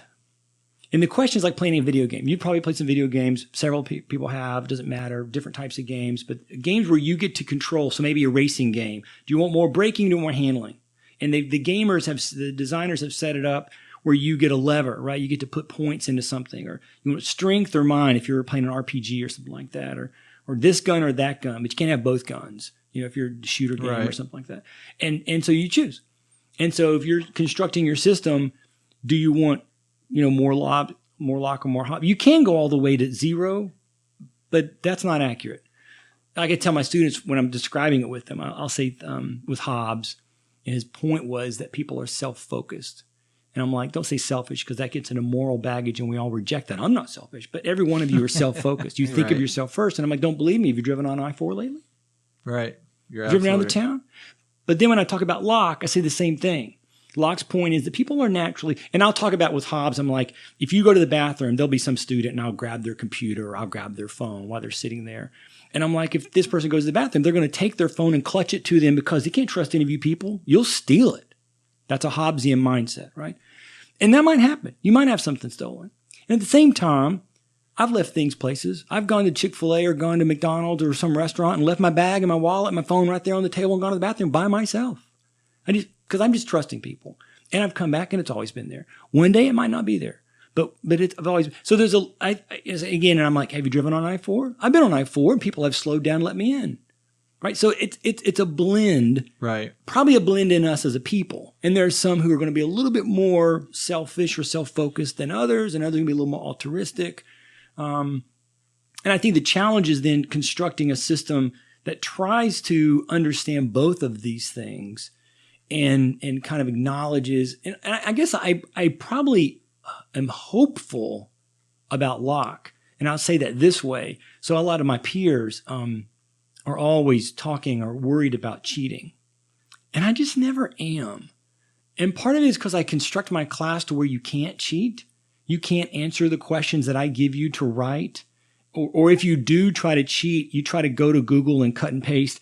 It immediately flags as wrong because the question I'm asking is more deft. It's more of a blending of things. And the only way you can do that is if you write it yourself. If you try to go somewhere and grab pieces, it becomes too obviously choppy. And then I know you did it. And you're going to get a bad grade anyway because you're not answering my question. But I mean, during final exams, we're in final week right now. Of course, we're totally virtual. But when I have classes, I'll leave them. I'll go to the bathroom. I'll stretch my legs. I'm not for hours on hand because that's not appropriate as a professor. But I'll go to the bathroom. I'll walk around. I'll go back to my office for something. I'll spend 15 minutes, 10 minutes. Never once am I worried that they're going to start pulling out their book or something to try to cheat. And I feel like, now that's obviously after 15 weeks together, what I've tried to model to them from day one is I trust you. I believe you've got good in you. And I believe you want to rise to the equation. I used to be a coach. Same thing with coaching. It's like, I think if you kind of construct a system and a methodology that says to people, there's good in you and you can do this and I'll help you, but you don't have to cheat to get there. You can achieve, and you help them get good goals. You get them kind of a good mindset about goals. I find almost 90 to 95% of the time, my students rise to that. And whereas maybe in some other setting they might have cheated, maybe they've cheated previously. I'm not, so Pollyannish to think that they don't cheat. But by and large, they don't in my class. And I think that government could be constructed in that same sort of structure of acknowledging that there is the self-focus in us. There is the propensity, again, the knowledge of what the species has done for 6,500 years towards others in ways that are harmful and painful and what Hobbes calls war, but really just person-to-person negative interactions. But at the same time calls people to their best selves. And it's just, it's easy to imagine doing that if you and I were writing it on paper and then we had a nation of 500 people or 5,000 people or maybe 10,000 people. But the moment you get to millions, 300 million people in the space of a nation, continent, it just falls apart. Right. And this is where, back to Adams, right? So Adams, one of his quotes that I love the most is he says, as long as knowledge and virtue are widely diffused among the people. And so for him, knowledge was education. As long as there was education that was teaching common sense, logic, thought, rhetoric, how to proceed, all the things we talked about previously, and virtue. And for him, he would have meant Christian virtue, right? Although he was never like some sort of a hardcore, we would say today, evangelical Christian, forcing his view on somebody. But as long as you have knowledge and virtue, because the system of a government of the people demands both of these things. And that's why I've said on this show before, our problem as a nation is a spiritual problem, but we're afraid to have that conversation. Because at the deep root, we have lost knowledge, we've lost education. It's not fair to say we have a nation of dummies. That's not fair. But we've become dumber because we don't have, as we said earlier, we don't have the depth of thought and moderation and critical thought. And a lot of that is because of the things that have happened in the past 30 years with mobile computing and just some of the pieces that have come from that. And we've given away virtue. And so if we have no virtue, or what we've done worse in the late 90s is we've adopted postmodernism, which says there is no truth. I find it highly ironic, but he's right, but highly ironic and hilarious for Obama to go on 60 Minutes and talk about, we seem to be in a time of post-fact. It's like, yeah, you think? And we are, because we said in the 90s, and we said it through the 70s and 80s, but in the 90s it won out, that there is no truth. Well, if there's no truth, then you can't say somebody's post-fact, because what they're saying is, what I'm telling you is true for me. And what should immediately leap to mind for everybody is like, wait, we can't have conclusion then. Right. That will mean we'll always be in tension. And so until we come to our senses and say, wait a minute, it is not functionally accurate that every voice is equal in the sense of the truth that they're saying is truthfully equally true. That we say that, there can't be any objective truth beyond us. Until we end that foolishness, all we have done is sown the ground for our own destruction, because we, as Adam says, we've given away both knowledge and virtue.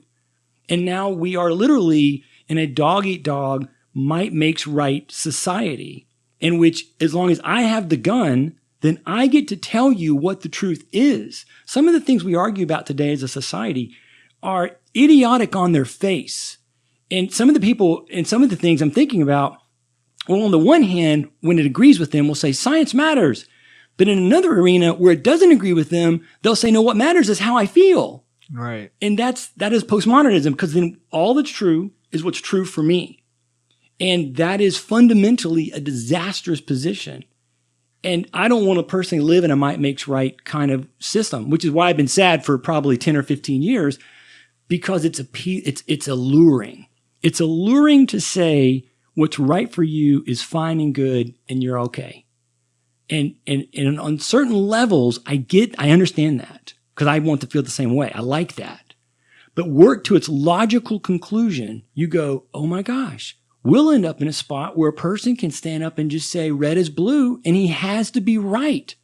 And he can say, oh, there was fraud and there has to be fraud, and that's the way it is just because I said so. And it doesn't matter what a court of law says, no matter what the Supreme Court does. And I'm sure you know this. Yesterday, in a stunning move, 17 or 16, I think 16 states joined Texas in demanding the Supreme Court not just step in and review, but intentionally halt the ratification of voting in certain states. It's not yet a call for secession, but it's on the cusp of it. Right. And I brought for you what I wrote on October 27th. Some of my friends were like, "What's going to happen?" And I'm like, "Well, let me write this out." All right. So, Before but I don't want to. I'm just saying no, that before you do that, because here's the thing. I want to do this a little bit longer. I don't ever edit, but I have got to go to the bathroom so bad. Cool. But and I don't want to rush this because I'm like, there's a couple more things I want to talk about, and I was like, I don't want to end this, but I got to go to the bathroom. So okay. So, and what did you write on your paper? Oh, somebody had asked me what was going to happen, and I wrote different scenarios depending on who the winner is. And so one of my options was if Biden is the winner, a governor or a big city mayor declares the vote invalid. And that's what's happened. Yep. And so I'm not like, oh, wow, I'm so smart. I mean, people probably could have seen it. But then I said, and calls for secession, either by fiat or by referendum. Same thing that happened in South Carolina. You got to remember when South Carolina did in 1860, it was about December 10th, or might have been the 8th. I should have looked that up. And then the rest of the states didn't vote on it officially until the 1st of January. So just there's plenty of time for more things to unfold. But just, I understand nobody likes to lose. I understand that process. I think I even understand the argument being made about fraud. I think fraud's the wrong word because I think you can't prove what they're actually saying. I think what they're saying is more soft and more attitudinal than, some guy came and dumped in 10 million votes or something. But regardless, we've not yet had this kind of thing happen. But that idea of back to Adams, of a loss of knowledge, which, in my opinion, does get into the acceptance of there are objective truths that have nothing. It doesn't matter how I feel about it. It just is. But we have allowed, I guess there's been no grown-ups in the room for the past 30 years, to say, no, it is not true that what's true for you must be true. There are fundamental part of the debate about the planets scenarios connected to, and the people like, oh, we're anti-science, whatever. It's like, well, yeah, thank you. Particularly on the left as the progressives who are largely leading the way here, because in certain arenas it fit their agenda to say, oh, what's true for a person is true. It's like, no, fundamentally there are some aspects that are not a felt need issue, but they are a factual issue, and it is just sadly a fact. They don't have to like the fact, but it is still the fact. And now it comes to bite you because as the planet warms, people can go, well, I don't think that's true for me. Well, that's not true for me. And you cannot argue that there must be science that you follow if in other argument you reject science. I completely agree, and that's it. And I've said it myself, not as eloquently as you have, but I make that point. It's like you're being hypocritical. You cannot sit there and call people out for the very actions you've done yourself, right. And yet that's what we do. And like you said, we conveniently forget. Yeah, when we do it, how nice of us to. And Jefferson was great at that. In fact, just trying to bring your theme, keep your theme in. And since you mentioned Abigail, one of the things I loved about Abigail is how fiercely she defended John. And even later, when John and Tom made up, largely because John reached out and that Thomas Jefferson never apologized, never admitted he did anything wrong. And Adams, I would say, certainly in his magnanimity, but also I think in his Christian virtue, ultimately decided, I want to be reconciled with this guy, and I'm going to have to allow him to live in his fantasy. but Abigail never would. Abigail was like, you hurt my guy, you lied, and I will never deal with you again. And she didn't to the very end. They never saw each other in person from like over the last 25 years of their lives, or maybe 30 years of their lives. In fact, it may be that the last time they saw each other was before the inaugural. If Trump does not come to the inaugural, he'll be the first president since Adams to not attend the inaugural. Really? I think every other president has. So that's interesting. But Adams refused because he was so hurt and betrayed by Jefferson. And then Jefferson has the audacity to get up there and say, there's no Federalists, there's no Republicans. He basically quotes Kennedy, and it's like the hypocrisy of that. But it's theater, and I guess it worked well, or he hoped it would work well, or whatever else. But I love the fact that Abigail was like, no. You don't get to create your own truth, Tom. But he did. And as some other historians have said, he could pretty much pass lie detector tests on these things. He had so convinced himself of his own self-righteousness that he could pretty much pass a lie detector test, had they had them at the time. Which I think is not a positive thing to say about a person. No, it's not. I mean, was he a sociopath, do you think? Or no, that's probably too much. I don't know. He's a Hobbesian. He was so self-focused. And he convinced himself, as there are many who do, and maybe I do this, maybe you do this, he convinced himself so much that he was operating in the greater self-interest of others. Ergo, I can do what I want. right. I'm so right. And what I'm right in is so necessary to protect the greater good.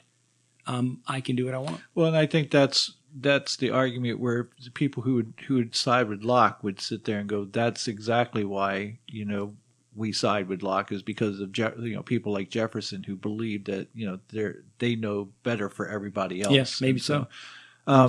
Do you find it strange that these two men were so intertwined with one another that they both died July 4th, 1826? Yep. It is one of those things you could not script. I'm not the first person who said this, but if you took that as I've got a narrative of a place, imaginary place, they have this struggle, revolution, blah, blah, and two of the principal leaders will die on the 50th anniversary. Hollywood would say, no, we're not doing that. Right. That's ridiculous. That's too silly. But they did. It was amazing. It was amazing. Well, Carl, I love having you here, and because you bring this insight into history that very few people ever get to experience, and that's why I love having you here. Because there's things like I thought Adams was a Federalist, and I love hearing you tell me, no, this is what really happened. It's how you learn the truth about our history, the good, the bad, and even the ugly. Yep. I mean. And I want to know, no matter how ugly it is, I want to know the truth. Because I will tell you, it's shocking when you find out about our history. When you think, oh, Lewis and Clark, and you're taught in elementary school how these guys were heroes, and for what they did, they were. But when you find out what they did during this whole trip out west, right, you're like, what? or maybe I don't know that they did anything necessarily bad. I don't know what you think about, but the impact. Right, so the impact of their coming was ultimately disastrous for the native peoples in the West. Right. It might have still been disastrous for them anyway because the Europeans were coming. Nothing was stopping that. But it is sad when you read Lewis and Clark, and then like the Nez Perce story is the most poignant, I think, because they're literally on death's door in the Bitterroot Mountains, and this tribe of Nez Perce finds them, has pity on them, knows who they are as Europeans. They're not unaware. And they choose in their own spiritual depth to nurse these people back to life. And then to know, 85 years later, whatever it was with Chief Joseph, he's not even trying to war. He's trying to just get to Canada, right? And their freaking cavalry is tracking him down. It's like, you're tracking the wrong guy down. You want to go kill Geronimo? Okay, I got you. You want to go after the guys who are fighting back? I understand that. I mean, I might be on their side, but I get why you're fighting. I understand. Right. This dude's not doing that. So there's a real tragedy in that story connected to Lewis and Clark. And I think that we don't like history. I think people want history to either be a nice, neat package. Well, we always want to be the hero. We look at the Alamo. Now, you can correct me if I'm wrong. We look at the Alamo. We go, Santa Anna came in there with his 5,000 troops, and our 200 men fought him off. And it's like, okay, well, what started the whole thing? Yeah. Oh, we went into their land, started settling it, and on top of that, the Mexicans go, okay, fine, you can come in, you can do your thing. Yeah, Just you're not allowed to have slaves, right? But being who we are, we're like, fuck that, excuse my language, but we want slaves. Yeah. We're going to have slaves. And they're like, no. Yeah. And so, but somehow we twist the story around where we encroach on their property. We break their rules, and we're the heroes. Yeah. There's a little more to the story than that, but the part I always like about the Alamo is that ultimately that was William Travis's very stupid military decision. And it's almost like you get Santa Anna rolling up going, you're not staying there, are you? Because that's like a dumb spot. Don't do that. I'll give you like 12 hours to get out. And then he doesn't. And you're like, and then he killed everybody. It's like, well, yeah, because it's a war. In a war, people die. And these guys stupidly stayed in an indefensible location and outnumbered. And we can maybe go, oh, they were outnumbered. They were brave, like the 300 Spartans. But it's like, yeah, but that's still dumb. You were at least the Spartans had it. They had this. They chose a good place, right? Exactly, where they could fight for a long time. It's interesting. I know we just made a bunch of Texans mad. There certainly isn't. There is more to the story. You know what? I have a lot of people in Texas too who listen to this show. So sorry guys, but it's not just that part of our history. There's so much of our history that's sugar coated. One of my favorites, well, I don't tell this story often, but one year. So when I tell the American Revolution, the short version to give the punchline away is that we did not have a justifiable reason to do it. And we're not the bad guys, but we're not these heroes that people like to put us out. And one year I had this wonderful student who was with me for 2 or 3 classes, but this was his first class with me. And he came to my office and he was in tears. And he said, I love our country. And I've been raised to love our country. And my grandfather told me all these wonderful stories. And now you've just punctured all of them. And I said, well, let's see if I can help explain that a little better here in my office. And we had a wonderful conversation. And I think for me, one of the things, and I don't know if I do this perfectly, but it's let's not glorify another human. Let's just see them in their humanity. So back to we should, castigate Jefferson for the slavery things. But in this story, at least let's just get the truth out. What every historian should do, and some do, and the ones that are on PBS and History Channel, I don't hear them doing this very much. It always annoys me. Is they should basically be ending every sentence with, as best we know the evidence. Right. Because there is, again, that humility to acknowledge, A, I wasn't there. B, I don't have a God's eye view, so I can't see everybody. C, I can never see in someone else's mind, so I don't know exactly what they were thinking. So me, John Adams and Abigail, maybe he was being a jerk, and I'm being too generous to him in his response to Abigail.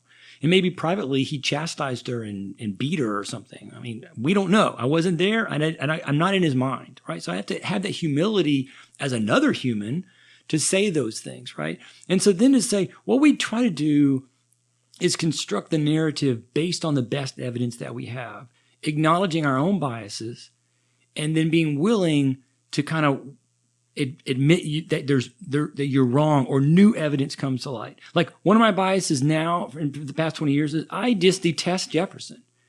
But I am eager for some historian to present a biography of Jefferson that I can read that corrects some of my biases.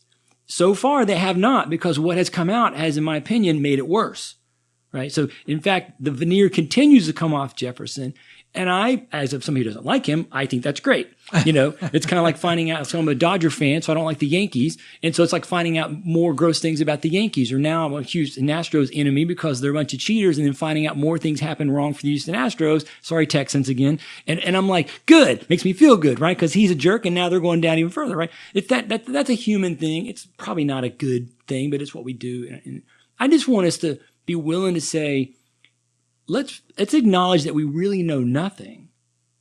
And then what can we discover? And then what can we say, again, holding it loosely? So again, that kind of statement is to it as best we know the evidence. And then from there, we can say the narrative. As historians, in the past 30 years, there's been so much amazing new material that have come out in all phases of history through archaeology and discovery. So it's wonderful. And the best part is, as far as I'm aware, I'll say 100%. As far as I'm aware, there's been no major story or historical thing that we thought we knew that now we know is completely wrong because we've learned this new truth. We often learn new nuance. We learn new depth. We learn some pieces that needs to be taken. That's no longer correct and be over here. But in general, the narrative that we think we know is correct. And that's a positive thing. That is. But we can still continue, even in this new, oh, look at all we found, right? We continue to hold it loosely and say, as best I know the evidence, this is the story. And I think if we did that, it would give us a much more robust, reflective picture of our history. PBS 3 years ago, Ken Burns' brother, Rick, did a thing on the Pilgrims. And then this year they did a Zoom session that connected to it on, and it spoke to two first peoples. They called them historians, but those two people didn't say they were historians. But it's a version of historian. And they reflected more on Thanksgiving. And what I appreciated from what PBS did, American Experience, you guys can look it up on Google and on YouTube, is that in both cases, they weren't saying, oh, Thanksgiving's evil, we shouldn't celebrate evil, right? We shouldn't do it. Nor were they saying the Pilgrims were saints and purists and everything is great. There's more mythology that you should embrace and worship at. It was just saying, let's get the truth out in front of us. What these people did was brave. What they did was a huge risk. What they established was largely for the good. What ended up happening to native peoples was largely for the bad. And that's the story. You don't need to decide, I'm going to ban Thanksgiving or I'm going to go try to burn Jamestown down or try to take these extremist positions. Doing that, again, it's sort of, we were talking earlier, people's reactions to each other and how they talk to each other. And it's always condescending. And it's always kind of, if I can't argue anymore, I just go to insulting you. And using these terms that are designed to set you off so that you're yelling, I'm yelling, we're no longer having a conversation. And that's what back to the statues and things. Some of those statues coming down, I think absolutely. And again, I think most of the statues of the Civil War leaders should be in museums and not in public places because public statues are designed as an honor. Right. And you're honoring a traitor. I don't care how good he was. I don't care if he was your grandfather. I don't care how wonderful of a military leader he was. I don't care how much you think he was brave in the face of overwhelming odds. In this country, they were a traitor. So we need to remember who they were, and we can look at some of the things they said and did, but that should be done in a scholastic, academic kind of way, and from a statuesque point of view, only in museums, right? But to just, I'm going to go tear it down at night. I'm going to go throw paint on it. That's the equivalent of just calling a name to somebody, showing your own ignorance and your unwillingness to have your own intellect challenged by someone who wants to defend that viewpoint of that person. So how do you feel about people who sit there and say, especially since we're both male, we're both white, we can sit there and not be dismissive, but maybe not realize just what an impact it has if we sit there and go, yes, the person did something wrong. Slavery was wrong. But it's almost like slavery was wrong as if, so is, eating, chewing your fingernails or something. And I know that that's not what you're suggesting, but that's how it comes off to those who suffered, because of it, who are going through this systemic racism, all these years later, because of slavery, because of all these things that happened even after slavery, and how it still affects them to this day. It's not something that, and saying that, I have to tell you, the majority of black people that I personally know, they don't give a damn about the statues. They're like middle class white women who are all up in arms about it. Correct. So. But I think I would say to that person, if they were really allowing me to have a conversation, and this may be too much of a quip, so feel free to correct me. If your great-grandmother had been raped and that's what led to your own birth, and I gave you a gun and could go kill the cousin of the person who, would you kill him? Would it give you some solace to kill the cousin or the grandchild of the guy who raped your grandmother that led to your life? And I think the answer to that should be no. It would be, except if that person or that person's family still somehow had some sort of power or control over Would you my still family. kill them? If I felt like, would it bring you comfort? Oh, no, it wouldn't bring me comfort. But so then, would it do any good? Yes, and Okay. here's why. And because if that person or that person's family had some power or control over my family, Right. and was still exerting that power over my family was suffering because of it. Yeah, of course, it's going to bring some solace to me. How would it bring solace to you? Because I know that they're no longer going to be able to continue to oppress me or my family. The fact that you kill them is going to end the oppression of your family? Yeah. How? It's How would sort of how would it end the oppression of your family? because he'd no longer be around to yeah, oppress. but do you not think that he's got other family members? Oh, yeah. So do you not think they would respond? But that's the whole thing. It's like we're not talking about one person. Yeah. We're talking about a people. It's no different than, Yeah. than Well, so that's Palestinians or Israelis Right. or people from the Middle East who come over here. When we have to understand that, we support Israel, and oh man, we're getting so far off of John. Yeah, I was going to say to you, systemic racism is a conversation we need to have another time. Right, we do. I would say, just so people know, I think there is zero evidence for systemic racism. Oh, I don't. And that's we can have that And conversation. and I would love to. I think that's great. I think I think there's a lot of evidence for current issues that need to be addressed. But systemic racism, there's just. I would just point to 94 as one of the major, points of systemic racism and the incarceration of overwhelmingly black people, and the incarceration and the abuse of the 13th Amendment, right, ought to be changed tomorrow. Right. Well, I think that's complete. I think that's just proof that there's systemic racism even into this day. But I agree, and I don't even want to get into the Middle East and all that because that gets us so far up in John Adams. You had a couple other questions you want to ask me. I think my main question is if John Adams was alive today, what would you think he would say? I have thought of those same questions many times. One of my former students, who now is a professor who teaches, he teaches middle school, but also teaches as an adjunct for us.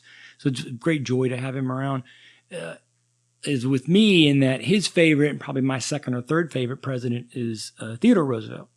And we've gone back and forth. Like, what do you think Teddy would do? What do you think Teddy would say about the pandemic, about different pieces? And it's always tricky. So I would be just guessing like everybody else would be guessing from a sense of like what they would do. I've said, so when I teach a modern American history, I tell people, I've told my students this, that I don't like teaching this course because it's like a tragedy. Because I do think the founders set us on a good path forward. And at the same time, I think we've screwed it up deeply in so many ways and moments. And so it makes me sad to watch those as an observer. Like, oh, that was a bad move. That's a bad decision. It's kind of like, no, don't take the picture out of the game now. Oh, that's going to be a bad move. And it was a bad move. And you're like, oh. Right. So it's that kind of sad, that kind of thing you're watching. And but at the same time, so I say that. I say, but for my frustrations of decisions that were made, particularly in the early 20th century, that I think really bunched up the government. Made for noble reasons, but I think wrong. And I think 100 years later, the evidence is clearly in that it was wrong. If you brought Adams and Franklin and Jefferson, those guys out of the grave, and you brought them here and, Doc Brown's DeLorean, and you helped them understand, so not just day one, I don't know what they would do. Because there's parts of this system that are just vastly, vastly different. And so, what would John say? He's like, well, on what part? About Trump, about the election, about coronavirus? The government as a whole, would he say, hey, this is exactly what we had in mind? No. Yeah. Okay. The biggest flaw that I think is easiest to address, let me say that different. The biggest flaw that I think is easiest to identify and has ways to address is what I said earlier. Their fundamental, I think, viewpoint about government was that A, it couldn't be trusted. So imagine them in the room, they're writing the Constitution, and they're looking at each other going, I don't trust you. And then they acknowledge, you shouldn't trust me either. So they were setting up a system in which power was widely diffused. And connected to that was the viewpoint that government and the choosing of decisions, right? So how decisions are made should be made in a way that makes it close to the people, right? And their way of doing that, as I said already, was kind of connected to bringing national decisions down to the local community through state representatives, not representatives to the House of Representatives, but in your own, in Virginia, to your own little House of Burgesses, or here for us in Tallahassee. And we now are so large, it can't be done. I mean, it can't be done. Right. I mean, we would need a House of Representatives to get it back to what they want of probably 10,000 people. And that still may be small. We don't really grasp the numbers. 300 million people is lost in most of our minds. So you hear the tragic loss of life with coronavirus. We still have not got to 1%. If I told you I was going to write a script for Hollywood and said it's going to be a horror, kind of scary movie, right, and there's this creature, there's this thing attacking the town, and everybody's terrified, and less than 1% are dying, and they're just not sure what to do, the producers will go, whoa, hold up. You mean like 10%, or 30%, right? We need like 30% to be dying tragically, right? Before the city is afraid, right? You don't mean 1%. No, not even 1%, less than 1%.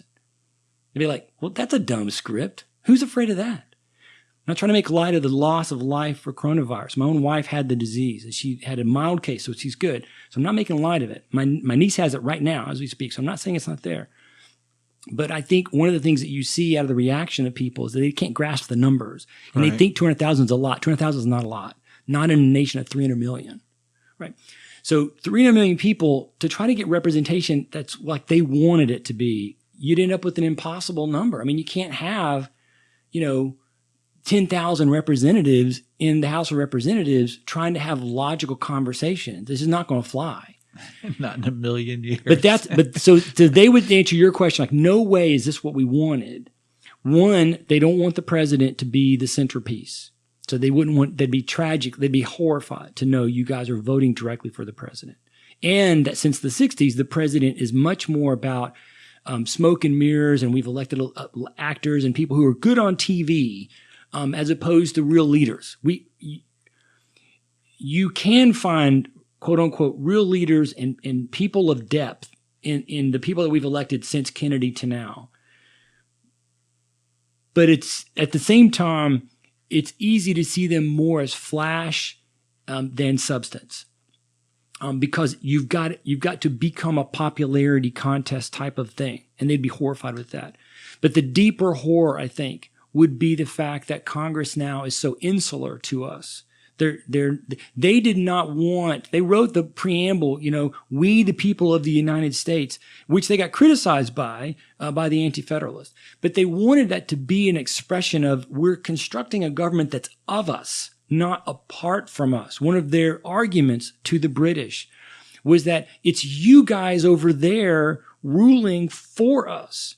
One of the arguments that gets made by Daniel Shays in the Shays Rebellion just a decade later, which shows that it was really, we were debating with England about control, was again, I'm a farmer 300 miles, 500 miles away from Boston. How do you know what it's like for me to live? How do you get to make decisions about my taxes or about my crops? You don't live here. Same argument. You're not close to me, right?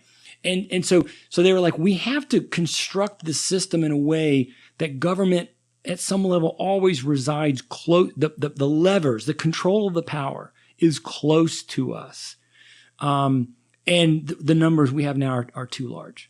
And so that's where they would have been, I think, they would just been this tragic. And then that of course, then I think raises the questions of like, well, what could you do about it today? Which there's some possibilities, but I don't know. I mean, I have some ideas, but I don't want to go down that road because I know you have another question. Or I'm going to have you back on many, many times. So our most difficult thing is picking a topic because we enjoy so the much conversation. we're so much. And you honor me to listen. I appreciate it. I love your show. I love doing this. Seriously, I could talk to you all day, like I said, and listen to you all day long about this. You know, one of the things I love about history and having you here is, to me, history is sort of like a jigsaw puzzle. That's how I look at it. Yeah, I look at it. We got most of the pieces, and so we sometimes we try to shove a piece in there that kind of fits, but it doesn't. Like we'll hear stories like Betsy Ross, made the American flag. Well, she didn't, but I'm forcing that in there because that's what I heard. But it doesn't fit. So it doesn't exactly fit. So you have to pull it out and then find the right piece that fits in there. And then you'll finally get the whole picture. And so I love the way that you tell these stories. I love you, as you know, and what you said, as far as we know now, know what we know. Yeah. I think that's important because until we get all the pieces in there, but it just clarifies it more. Like you said, what you find is that this stuff is true. Nothing has been discounted. All it does is add more nuance to the truth that's already there and already known. So I love having you here, and I appreciate your time greatly. I love it. Thank you. Thank you so much, Kurt. No, I appreciate it. Well, listen. Since this is before Christmas, you have a Merry Christmas, and I look forward to still seeing your Christmas songs that you're doing on Instagram. So awesome, and you have a Happy New Year too. Well, thank you. We'll look forward to 2021, hopefully being a slightly better ride than 2020. I actually think it will be. All right, I hope you're right. I'll rest on your optimism. All right, folks. Thanks for joining us, and as always, take care and be safe, and make sure you wear your mask. Bye. The Powers Project.